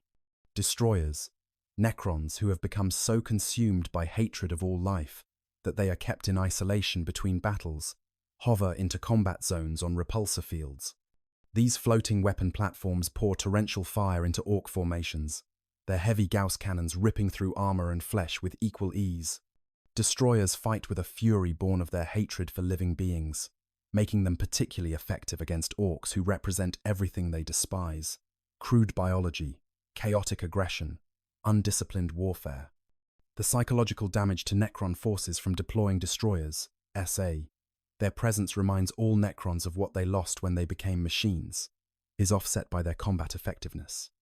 Triarch Stalkers, massive walker constructs armed with heavy weapons, step into battle, providing mobile firepower and acting as force multipliers for nearby units. Their presence alone intimidates Orks through sheer size, while their weapons can eliminate light vehicles or concentrated infantry formations. More importantly, their sophisticated targeting systems can designate priority targets and enhance the accuracy of nearby Necron units, creating coordinated kill zones that maximize defensive efficiency. The Overlord also begins authorizing deployment of the tomb's most powerful assets: monoliths, massive floating fortresses that have terrorized enemies for millions of years, power up their ancient engines, and deploy to critical sectors. These nearly indestructible machines serve multiple functions. Their Gauss flux arcs can engage multiple targets simultaneously. Their particle whips can destroy entire formations with single shots. And their Eternity Gate allows warriors to be teleported directly into battle, or fallen Necrons to be pulled back for resurrection. The appearance of a monolith on the battlefield represents a qualitative shift in Necron capability, turning defensive positions into killing grounds that Orks can only overcome through enormous casualties. Doomsday Arcs, mobile weapon platforms mounting the most powerful directed energy weapons in the Necron arsenal, begin charging their main guns. These weapons are designed to destroy orbital targets or level entire battlefield sectors, making their use inside a tomb complex risky due to potential structural damage. But if the Overlord judges the Ork threat sufficiently serious, that risk becomes acceptable. A Doomsday Arc firing at close range in an enclosed space creates devastation that exceeds even Ork resilience, the energy blast vaporizing everything in its path. and leaving only scorched metal and ash. As both sides commit these additional forces, the character of the fighting changes from skirmishes between scouts and defenders to full-scale warfare across multiple fronts. The tomb becomes a three-dimensional battlefield where combat occurs simultaneously on multiple levels, in dozens of chambers, across kilometers of corridor networks.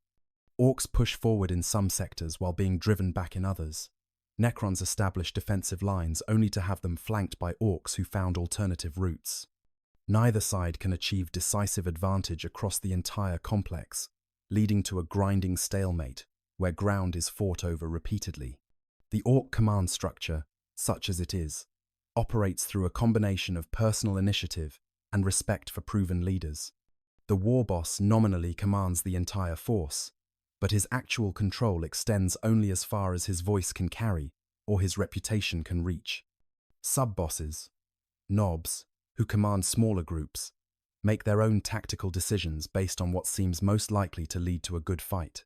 This decentralized structure creates chaos from a Necron perspective. There is no single command node to target, no organized battle plan to predict and counter, but also prevents effective coordination that might allow the Orks to concentrate their forces for decisive strikes. The Necron command structure operates through rigid hierarchies and precise communications networks.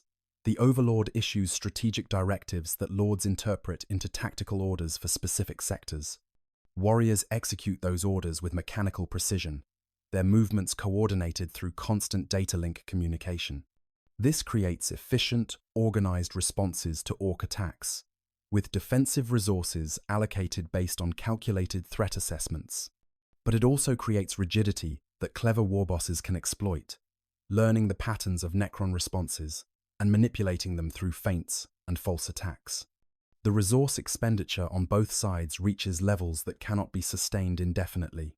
Orks die by the thousands, their bodies piling up in corridors and chambers where the fighting is thickest. But more concerning for long-term Necron strategy, those deaths release spores that continue contaminating the tomb. Every chamber where Orks have fought becomes an infected zone requiring sterilization. The workload for Canoptech constructs increasing exponentially as the battle expands. The Necrons face a race against time. Eliminate the Orks before contamination becomes so widespread that cleanup becomes impossible. For the Necrons, each warrior destroyed beyond the Resurrection Protocol's ability to restore represents a permanent reduction in available forces. The tomb's complement of warriors is finite, determined by how many successfully survived the Great Sleep. Losses that cannot be recovered diminish the tomb's long-term defensive capability, which concerns the Overlord even as the immediate battle demands his attention. Deploying powerful units like monoliths and doomsday arcs consumes energy from reserves that were meant to last for millennia, accelerating the timeline when the tomb will need to seek new power sources or go dormant again. Both sides find themselves locked in a conflict neither can easily disengage from. The Orks cannot leave because that would mean abandoning a fight, and Ork biology makes withdrawal from battle almost impossible, except in the face of overwhelming defeat. The Necrons cannot allow the Orks to remain, because the contamination they represent threatens the tomb's long-term viability. The battle must continue until one side achieves total victory, or both forces are so depleted that further fighting becomes impossible. Unique dynamics of Ork-Necron warfare. The prolonged combat between Orks and Necrons reveals dynamics that distinguish this particular conflict from battles either species fights against other enemies. These unique aspects stem from the specific characteristics of both combatants. The Necron resurrection protocols, clashing with Ork regeneration, technological supremacy confronting Gestalt belief, ancient strategic sophistication opposing enthusiastic chaos.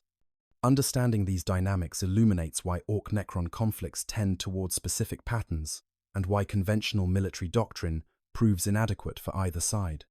The most obvious unique dynamic is the clash between two different forms of battlefield persistence. Necrons achieve their resilience through reanimation protocols, sophisticated technology that resurrects fallen warriors moments after destruction.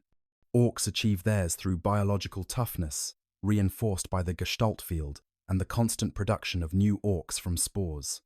In practical terms, this creates battlefields where neither side's casualties are truly permanent, leading to grinding conflicts where the same ground might be fought over dozens of times as destroyed units return to combat. For conventional enemies, killing Necron warriors represents at best a temporary setback. The warriors resurrect and return to the fight, and at worst a futile gesture if the enemy lacks weapons capable of preventing resurrection. But Orks, through sheer volume of fire and brutality of melee attacks, sometimes damage Necrons sufficiently to prevent resurrection. This isn't achieved through sophisticated tactics or specialized weapons, but through overwhelming violence that occasionally exceeds even Necron repair capabilities. The randomness of this outcome frustrates Necron commanders, who struggle to predict which engagements will result in permanent losses and which will see all damaged warriors successfully resurrected. Conversely, Necrons fighting Orks face enemies who regenerate from wounds at impossible speeds and who produce new soldiers from spores with every death. Killing Orks achieves temporary tactical advantage, but no strategic progress toward eliminating the infestation. Even total battlefield victories, where every single Ork is destroyed, leave the Necrons facing spore contamination that will produce new enemies for years to come. This creates a strategic paradox. Victory in battle leads to victory in the battle, but not victory in the war, which requires resource commitments beyond what most tomb worlds can sustain. The technological disparity between Orks and Necrons should create an insurmountable advantage for the Necrons, who possess weapons and capabilities that dwarf Ork engineering. In reality, this advantage proves less decisive than expected because Ork technology operates on different principles that don't respect technological hierarchies. A crude Ork shooter might damage a Necron warrior as effectively as a sophisticated Imperial plasma weapon, not because the shooter is well engineered, but because Orks believe it should work. This equalizes combat effectiveness in ways that pure technological analysis would never predict. Necron weapons designed to precisely eliminate specific targets with minimum energy expenditure find themselves firing repeatedly at Ork targets who refuse to die from injuries that should be instantly lethal. The efficiency that Necron engineering optimizes for becomes irrelevant against enemies whose biology defies efficient elimination. Gauss weapons that can disintegrate a tank with a sustained burst might need twice as long to fully destroy an Ork warboss, whose sheer toughness and psychic reinforcement keeps him fighting despite massive tissue damage.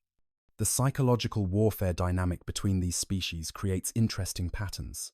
Necrons, being mechanical beings with strictly limited emotional ranges, cannot be truly demoralized or frightened. Terror weapons and intimidation tactics that might break other enemies have no effect on warriors who feel neither fear nor dismay. Orks, perversely, find Necron resistance exciting rather than discouraging.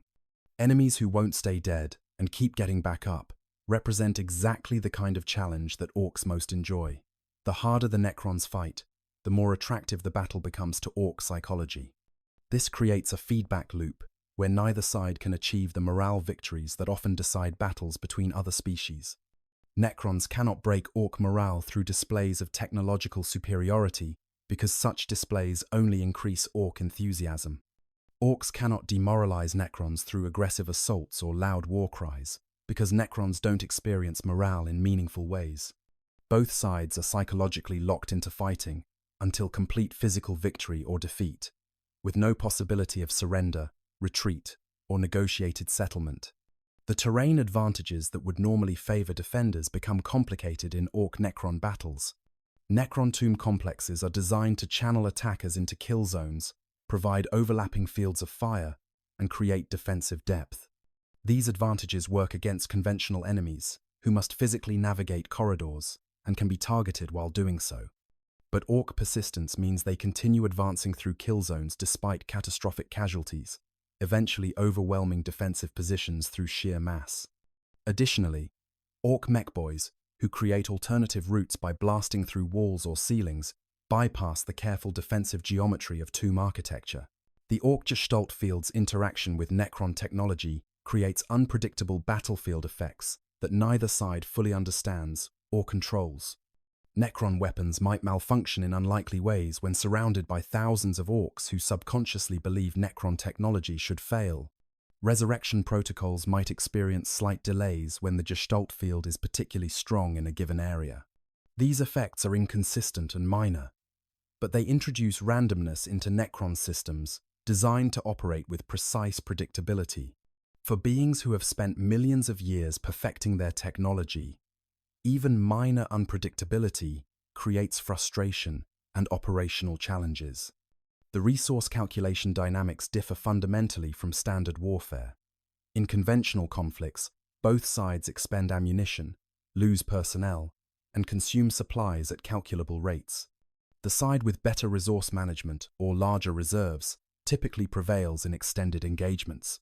But Orc-Necron battles subvert this calculus because both sides possess regenerative capabilities that make standard attrition models invalid. Necrons resurrect fallen warriors, effectively recycling their forces.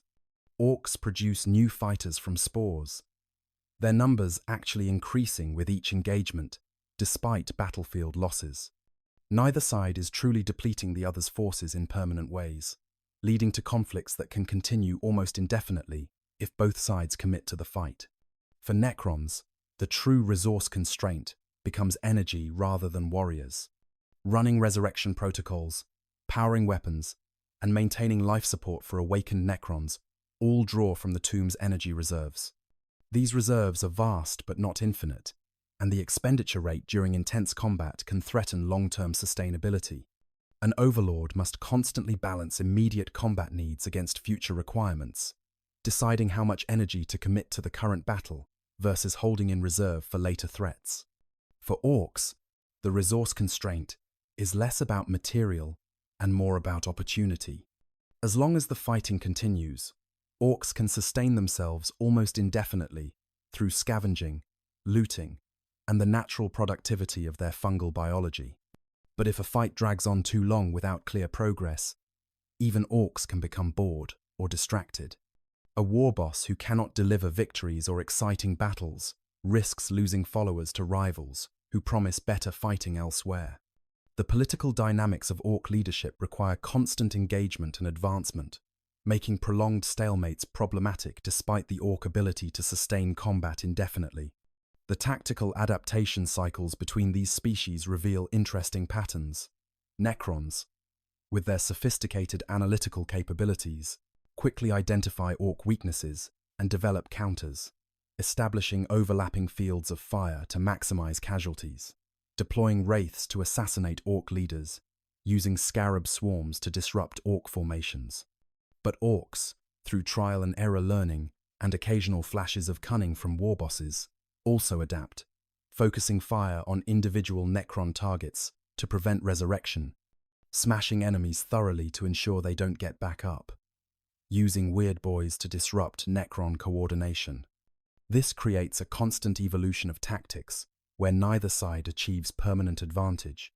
The Necrons develop a counter to Orc weirdboy attacks, deploying forces specifically tasked with eliminating the psychic threats before they can act. The Orcs respond by protecting their weirdboys with larger formations that must be cleared before the psykers can be targeted. The Necrons adapt by using wraiths to bypass the protective formations, only to have Orcs develop crude but effective countermeasures against phasing enemies. The tactical cycle continues throughout the battle, both sides learning and adjusting in response to each other's adaptations. The impact on surrounding territories creates different patterns than conventional wars. Necron-Orc conflicts tend to remain localized around the specific tomb world or complex where fighting began, neither side spreading the war to adjacent systems. Orcs are content to stay and fight as long as the battle remains interesting, not seeking additional conquests while a good fight is already available. Necrons focus their resources on defending their tomb rather than pursuing offensive operations that might leave their primary objective vulnerable. This creates intensive, localized wars rather than sprawling campaigns across multiple star systems. The long-term consequences for victorious Necrons differ from other campaigns. Defeating an Orc invasion requires not just eliminating all Orc combatants, but systematically sterilizing every contaminated area of the tomb to prevent spore germination. This cleanup operation can take years or decades, requiring resources and attention that might be critically needed elsewhere. Even after thorough sterilization, the tomb must monitor for new orc growth for generations, as individual spores might survive in overlooked crevices or shielded areas. The threat never truly ends. It merely becomes dormant, waiting for any lapse in vigilance to flare up again. For victorious orcs, defeating the Necrons and claiming the tomb creates different problems. The technology they fought so hard to loot typically proves unusable, phasing away when touched or shutting down when removed from Necron control. The tomb itself, while potentially valuable as a fortress or base, contains countless systems the Orks don't understand and cannot maintain. Environmental controls fail, leaving sections uninhabitable. Defense systems activate randomly, killing Orks who wander into the wrong areas. The victory often proves hollow, leaving Orks in possession of a prize they cannot effectively use. Notable conflicts from the lore. The Warhammer 40,000 lore contains several documented encounters between Orks and Necrons that illustrate the dynamics discussed above. While specific details vary and some accounts conflict, these battles provide concrete examples of how Orc-Necron warfare manifests across different contexts and scales. Examining these conflicts reveals patterns and outcomes that help us understand what typically happens when these species collide. The Sanctus Reach campaign provides one of the more extensively documented Orc invasions of Necron territory. This campaign began when the Orc warlord Grook Face Ripper led a massive Great Green Roar across the Sanctus Reach sector, attacking Imperial holdings and encountering Necron tomb worlds in the process.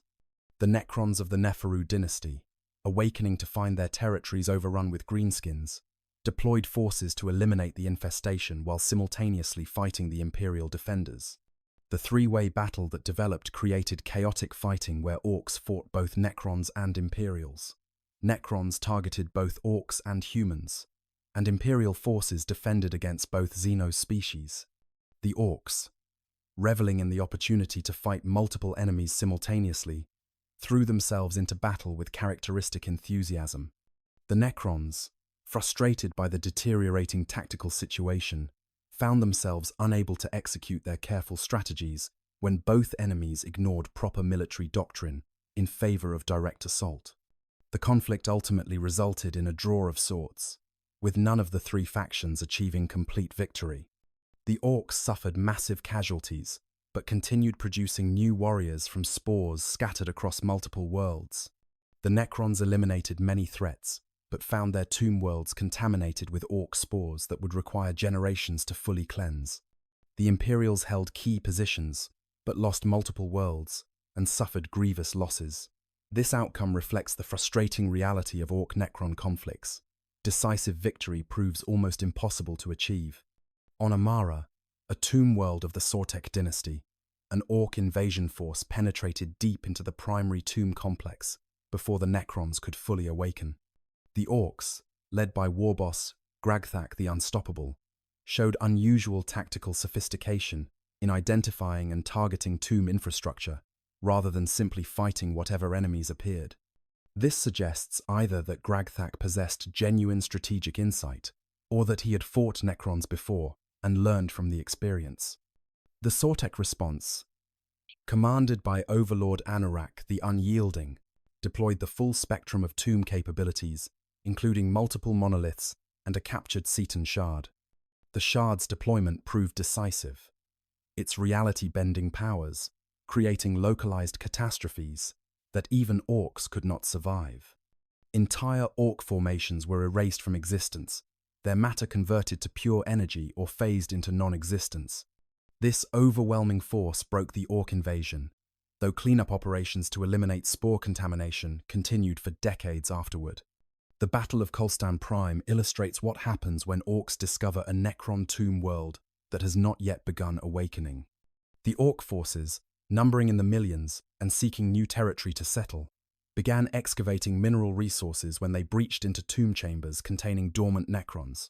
The initial discovery attracted minimal attention, a few squads investigating strange metal structures, but as more chambers were opened and defensive systems activated, the situation escalated rapidly. The Necrons of Kolstan Prime had suffered extensive damage during the Great Sleep, their systems malfunctioning and their awakening protocols compromised. When Ork intrusion triggered emergency procedures, large portions of the tomb's warrior complement failed to activate, leaving the defense critically undermanned. The Overlord, who finally awakened, found himself commanding a fraction of his expected forces against an Ork infestation that had already spread throughout half the complex. The subsequent battle lasted for years, with the Overlord fighting a desperate rearguard action while attempting to awaken additional forces and repair damaged systems. The Orks, meanwhile, established permanent settlements in captured sections of the tomb, their numbers growing as spores germinated throughout the complex. Eventually, the Overlord made the difficult decision to abandon the upper tomb levels entirely, sealing them off and focusing defensive resources on protecting the core chambers where the most critical systems and highest-ranking Necrons remained in stasis. This situation persists to the current timeline, with Orks controlling approximately 60% of the tomb complex and using it as a base for raids across the sector. The remaining Necrons maintain their defensive perimeter, occasionally launching counterattacks to reclaim sections of the tomb, but lacking the resources to eliminate the infestation completely. This represents one of the few cases where Orks have achieved something approaching strategic victory against Necrons, though the victory came through accident and Necron misfortune rather than Ork military superiority. The Charadon campaign saw Ork forces under warboss Snagrod clashing with multiple Necron dynasties while raiding Imperial territory. The Orks initially viewed the Necrons as just another enemy to fight, approaching the conflicts with their standard enthusiasm, but sustained exposure to Necron resurrection protocols and advanced weapons taught the Orks that these enemies required different tactics than usual. Snagrod, demonstrating the cunning that made him such a successful warboss, began targeting what he identified as important Necron units, leaders, heavy weapons platforms, and support units, rather than simply attacking whatever was closest. This tactical evolution proved partially successful, degrading Necron command capabilities and creating opportunities for Ork victories. But it also demonstrated Ork limitations. Even with better tactics, they could not prevent Necron resurrection or counter the technological advantages Necron forces enjoyed. The campaign ultimately ended with Snagrod's death at Imperial hands, rather than through Necron action. But the conflicts between his forces and various Necron tomb worlds left lasting impacts on both sides. The war on Drazak illustrates Necron's strategic flexibility when fighting Orks. The local Overlord, recognizing that conventional defensive tactics were proving ineffective against the persistent Ork invasion, changed strategies entirely. Rather than defending the tomb and allowing Orks to dictate the battlefield, the Overlord deployed his forces in aggressive counterattacks, using monoliths to teleport warrior cohorts directly into Ork rear areas, disrupting their supply lines and command structures. This mobile defense proved more effective than static positions, keeping the Orks off balance and preventing them from establishing the permanent footholds they needed to sustain a long siege. The Overlord essentially turned the battle into a series of quick strikes and withdrawals, leveraging Necron technological advantages while avoiding prolonged engagements where Ork numbers could be brought to bear. After months of this mobile warfare, the Ork Great Green Roar fragmented as different warbosses pursued divergent objectives, allowing the Necrons to defeat the separated formations individually. These documented conflicts share common elements, while also displaying significant variation based on local factors, leadership quality, and resource availability. They demonstrate that while Necron technological superiority gives them advantages, it does not guarantee victory against Ork forces. Conversely, Ork numerical strength and biological resilience make them formidable opponents, but they cannot overcome Necron defenses through simple aggression alone. Success for either side requires adaptation, resource commitment, and often fortune. Long-term consequences. The immediate outcomes of Ork-Necron battles, which side controls the contested territory when the fighting ends, tell only part of the story. The long-term consequences of these conflicts shape both species' strategic calculations and influence their behavior across multiple future engagements. Understanding these lasting effects reveals why Orc-Necron warfare tends to follow particular patterns, and why both species have developed specific responses to encountering each other.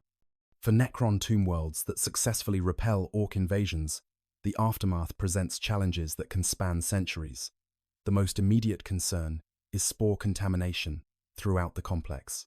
Every chamber where Orcs fought, every corridor they traversed, every ventilation duct they breathed in requires systematic sterilization to eliminate the fungal spores their deaths released. This process cannot be rushed without risking incomplete cleansing that will allow new Orc growth to begin within years or decades. The sterilization protocols vary by dynasty and overlord temperament, but typically involve multiple stages. First, Canoptech scarabs scour affected areas, disassembling organic matter molecule by molecule and searching for any biological material that might harbor spores. Second, the areas are subjected to extreme heat, radiation, or chemical treatments designed to destroy any spores the scarabs missed. Third, environmental systems are purged and rebuilt to ensure contamination hasn't spread through air circulation.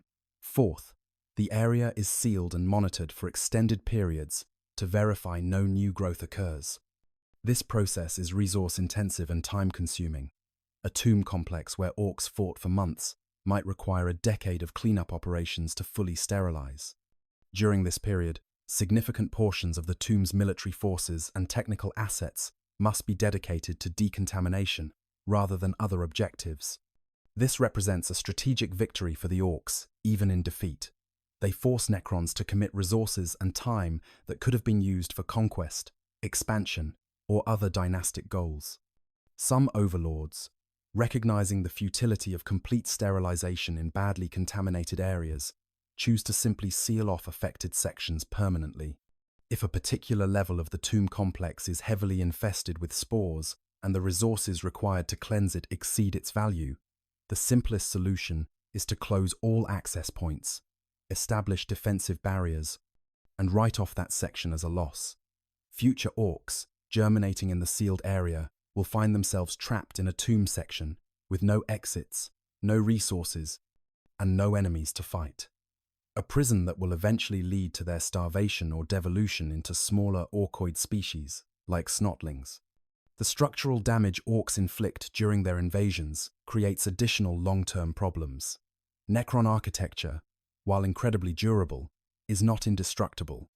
Orc weapons and explosives crack walls, damage critical systems, and compromise the precise geometric alignments that Necron technology requires.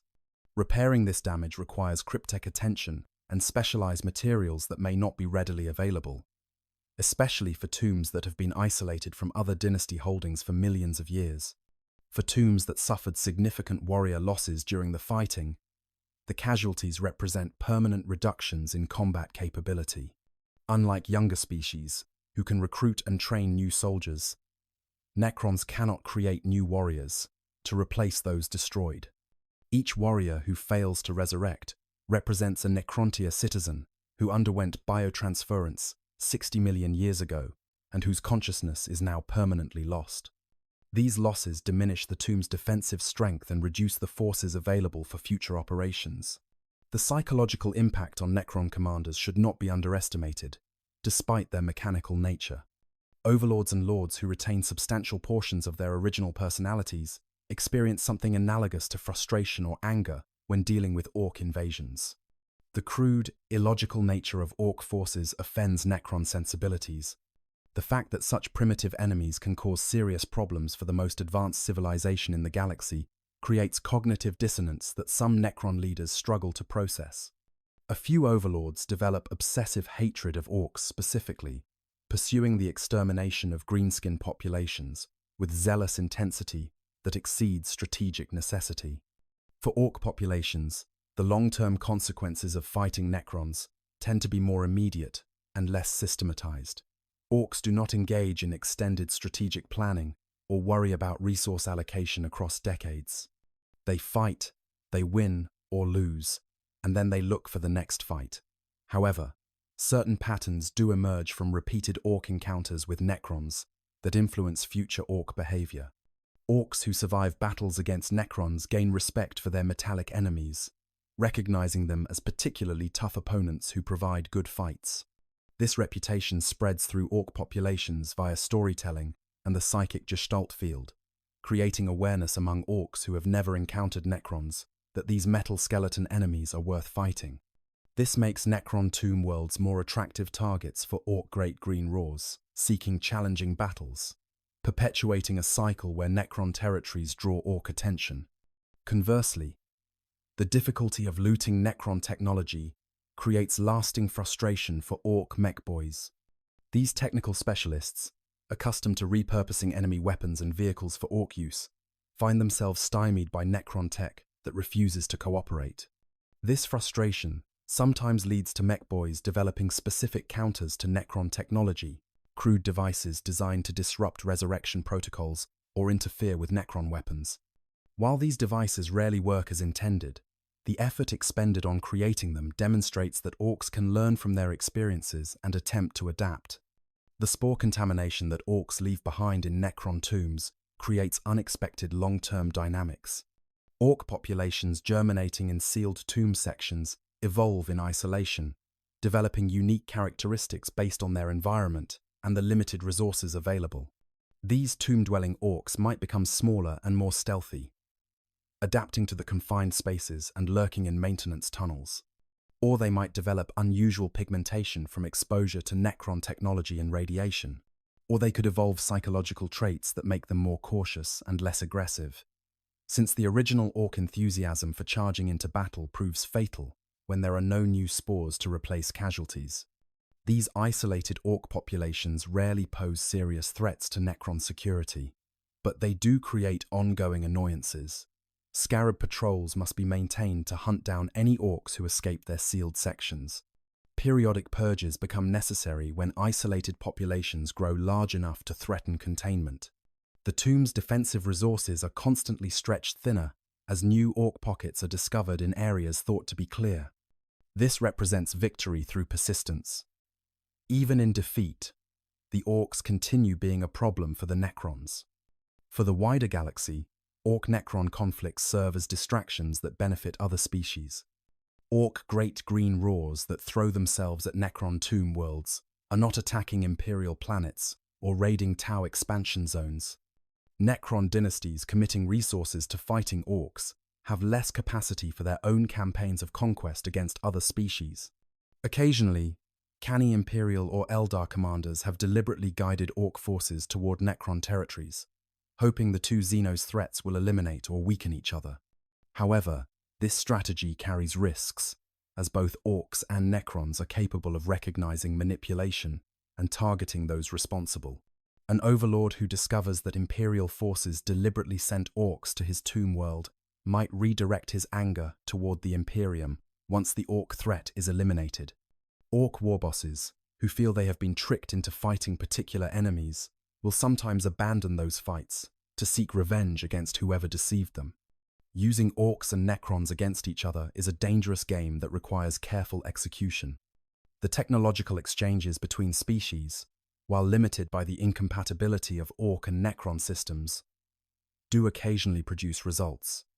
Rare mech boys who manage to acquire functional Necron components through theft or salvage might incorporate them into Ork technology, creating hybrid weapons that combine Gauss beam generators with Orkish triggers and power systems. These weapons are unstable, dangerous to their users, and prone to catastrophic failure, but when they work, they demonstrate capabilities beyond what either pure Ork or pure Necron technology could achieve alone. More commonly, observation of Necron tactics and capabilities influences how Ork forces approach future battles. War bosses who have fought Necrons learn to expect enemies who resurrect, who fight with precise coordination, and who wield devastating weapons. This knowledge shapes their tactical decisions in subsequent engagements, making them more cautious about committing forces to situations where they might face similar opponents. The learning is crude and imperfect, based more on general impressions than detailed analysis, but it exists and affects Ork behavior. For Necrons, repeated encounters with Orks across multiple tomb worlds have led some dynasties to develop standardized protocols for responding to greenskin infestations. These protocols prioritize early detection, rapid response before orc numbers grow too large, and systematic sterilization procedures. Cryptechs have designed specialized weapons optimized for eliminating orc biology, and some tombs maintain dedicated forces specifically trained to fight greenskin threats. This institutional knowledge makes Necron responses to orc invasions more effective than they would be if each encounter was being addressed as a novel problem. The historical memory of the War in Heaven influences Necron attitudes toward orcs in subtle ways.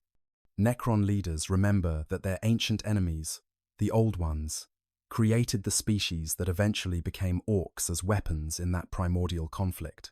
Fighting orcs connects to that ancient enmity, making the battles personal in ways that conflicts with younger species, like humans or Tau, cannot match. Some overlords view every orc they destroy as partial payment against a 60-million-year-old debt owed by the Old Ones.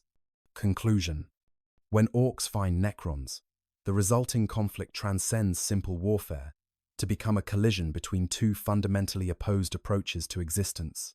The Necrons, beings who sacrificed their mortality to become immortal machines, find themselves fighting enemies who embody everything they lost: crude biology, passionate enthusiasm, and a complete disregard for the careful planning that defines Necron strategy.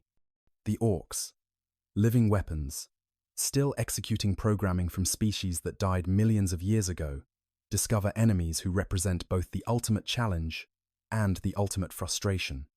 Opponents who refuse to stay dead, but whose technology resists all attempts at proper looting. These battles follow predictable patterns while remaining chaotic in execution. The Orks discover a tomb world, typically by accident, and their curiosity, or greed, drives them to investigate. The Necrons awaken to find their sanctuaries invaded by primitive greenskins, who are tracking spores through ancient corridors and trying to steal technology they cannot hope to understand. Both sides commit to combat with characteristic determination. The Orks, because fighting is what they live for. The Necrons, because allowing the contamination to spread threatens everything they have preserved through millions of years. The fighting escalates as both sides deploy additional resources. Warriors clash with boys in corridors designed for precision defense, but proving inadequate against masses of aggressive greenskins. Immortals and nobs trade fire at closer ranges, heavy weapons on both sides creating devastation that damages tomb infrastructure and spreads more spore contamination. Eventually, the conflict expands to include the most powerful units available: monoliths and doomsday arcs for the Necrons, stompers and gargants for the Orks, both sides bringing their ultimate weapons to bear in desperate attempts to achieve victory. Neither side can gain decisive advantage through conventional means. The Necrons cannot prevent orc spore contamination, which means even total battlefield victories leave them facing cleanup operations that stretch across decades. The Orks cannot prevent Necron resurrection, which means their casualties in battle don't translate to lasting numerical advantages. Both sides possess regenerative capabilities that make attrition warfare futile, leading to grinding stalemates, where the same ground is fought over repeatedly without strategic progress. The outcomes of these conflicts vary based on countless factors: the tomb's size and military strength, the number of orcs involved, the quality of leadership on both sides, the availability of reinforcements, and sheer chance. Some battles end with orc defeat and years of Necron cleanup operations. Others see Necron victory, but at costs that exceed the value of what was preserved. A few result in permanent orc occupation of tomb complexes that the Necrons lack resources to fully reclaim. And occasionally, both sides exhaust themselves to the point where they disengage through mutual inability to continue, rather than because either achieved their objectives. What makes these encounters fascinating is not the question of who wins. Both species are too resilient, too persistent, and too fundamentally difficult to eliminate for clean victories to be common, but rather how they fight and what their conflicts reveal about the nature of warfare in the 41st millennium. These are battles where technology and belief collide, where ancient sophistication confronts primordial aggression, where careful plans dissolve into chaotic melee, where neither side truly understands their opponent despite fighting them across multiple engagements. For you, The viewers of this channel, I hope this exploration has illuminated the specific dynamics that make Orc-Necron warfare unique within the Warhammer 40,000 setting. These are conflicts that exemplify the grimdark nature of the setting. There are no true victories, only varying degrees of survival and exhaustion. The Necrons fight to preserve what little they have left of an empire that died 60 million years ago. The Orcs fight because fighting is literally what they were created to do. Both sides are trapped in cycles they cannot escape, pursuing objectives they can never fully achieve, locked in eternal struggle that benefits neither but continues regardless. If you enjoyed this deep examination of what happens when Orcs discover Necron tomb worlds, please consider subscribing to the channel for more explorations of Warhammer 40,000 lore. Hit that like button if you found the analysis valuable, and leave comments sharing your own thoughts on Orc-Necron conflicts. Have you encountered interesting battles between these factions in your games or reading? Do you favor one side over the other? And why? The discussion continues in the comments section, where your perspectives contribute to our collective understanding of this dark and violent universe. Until next time, remember, in the grim darkness of the far future, even the dead cannot rest, and the savage never stop fighting. The galaxy burns eternal, and somewhere in its vastness, Orcs are right now breaching into another Necron tomb, beginning the cycle anew. I hope you guys enjoyed the story. Hope you guys enjoyed the videos. Make sure to comment, like, subscribe, give me some feedback. I want to get better. And yeah, sleep well.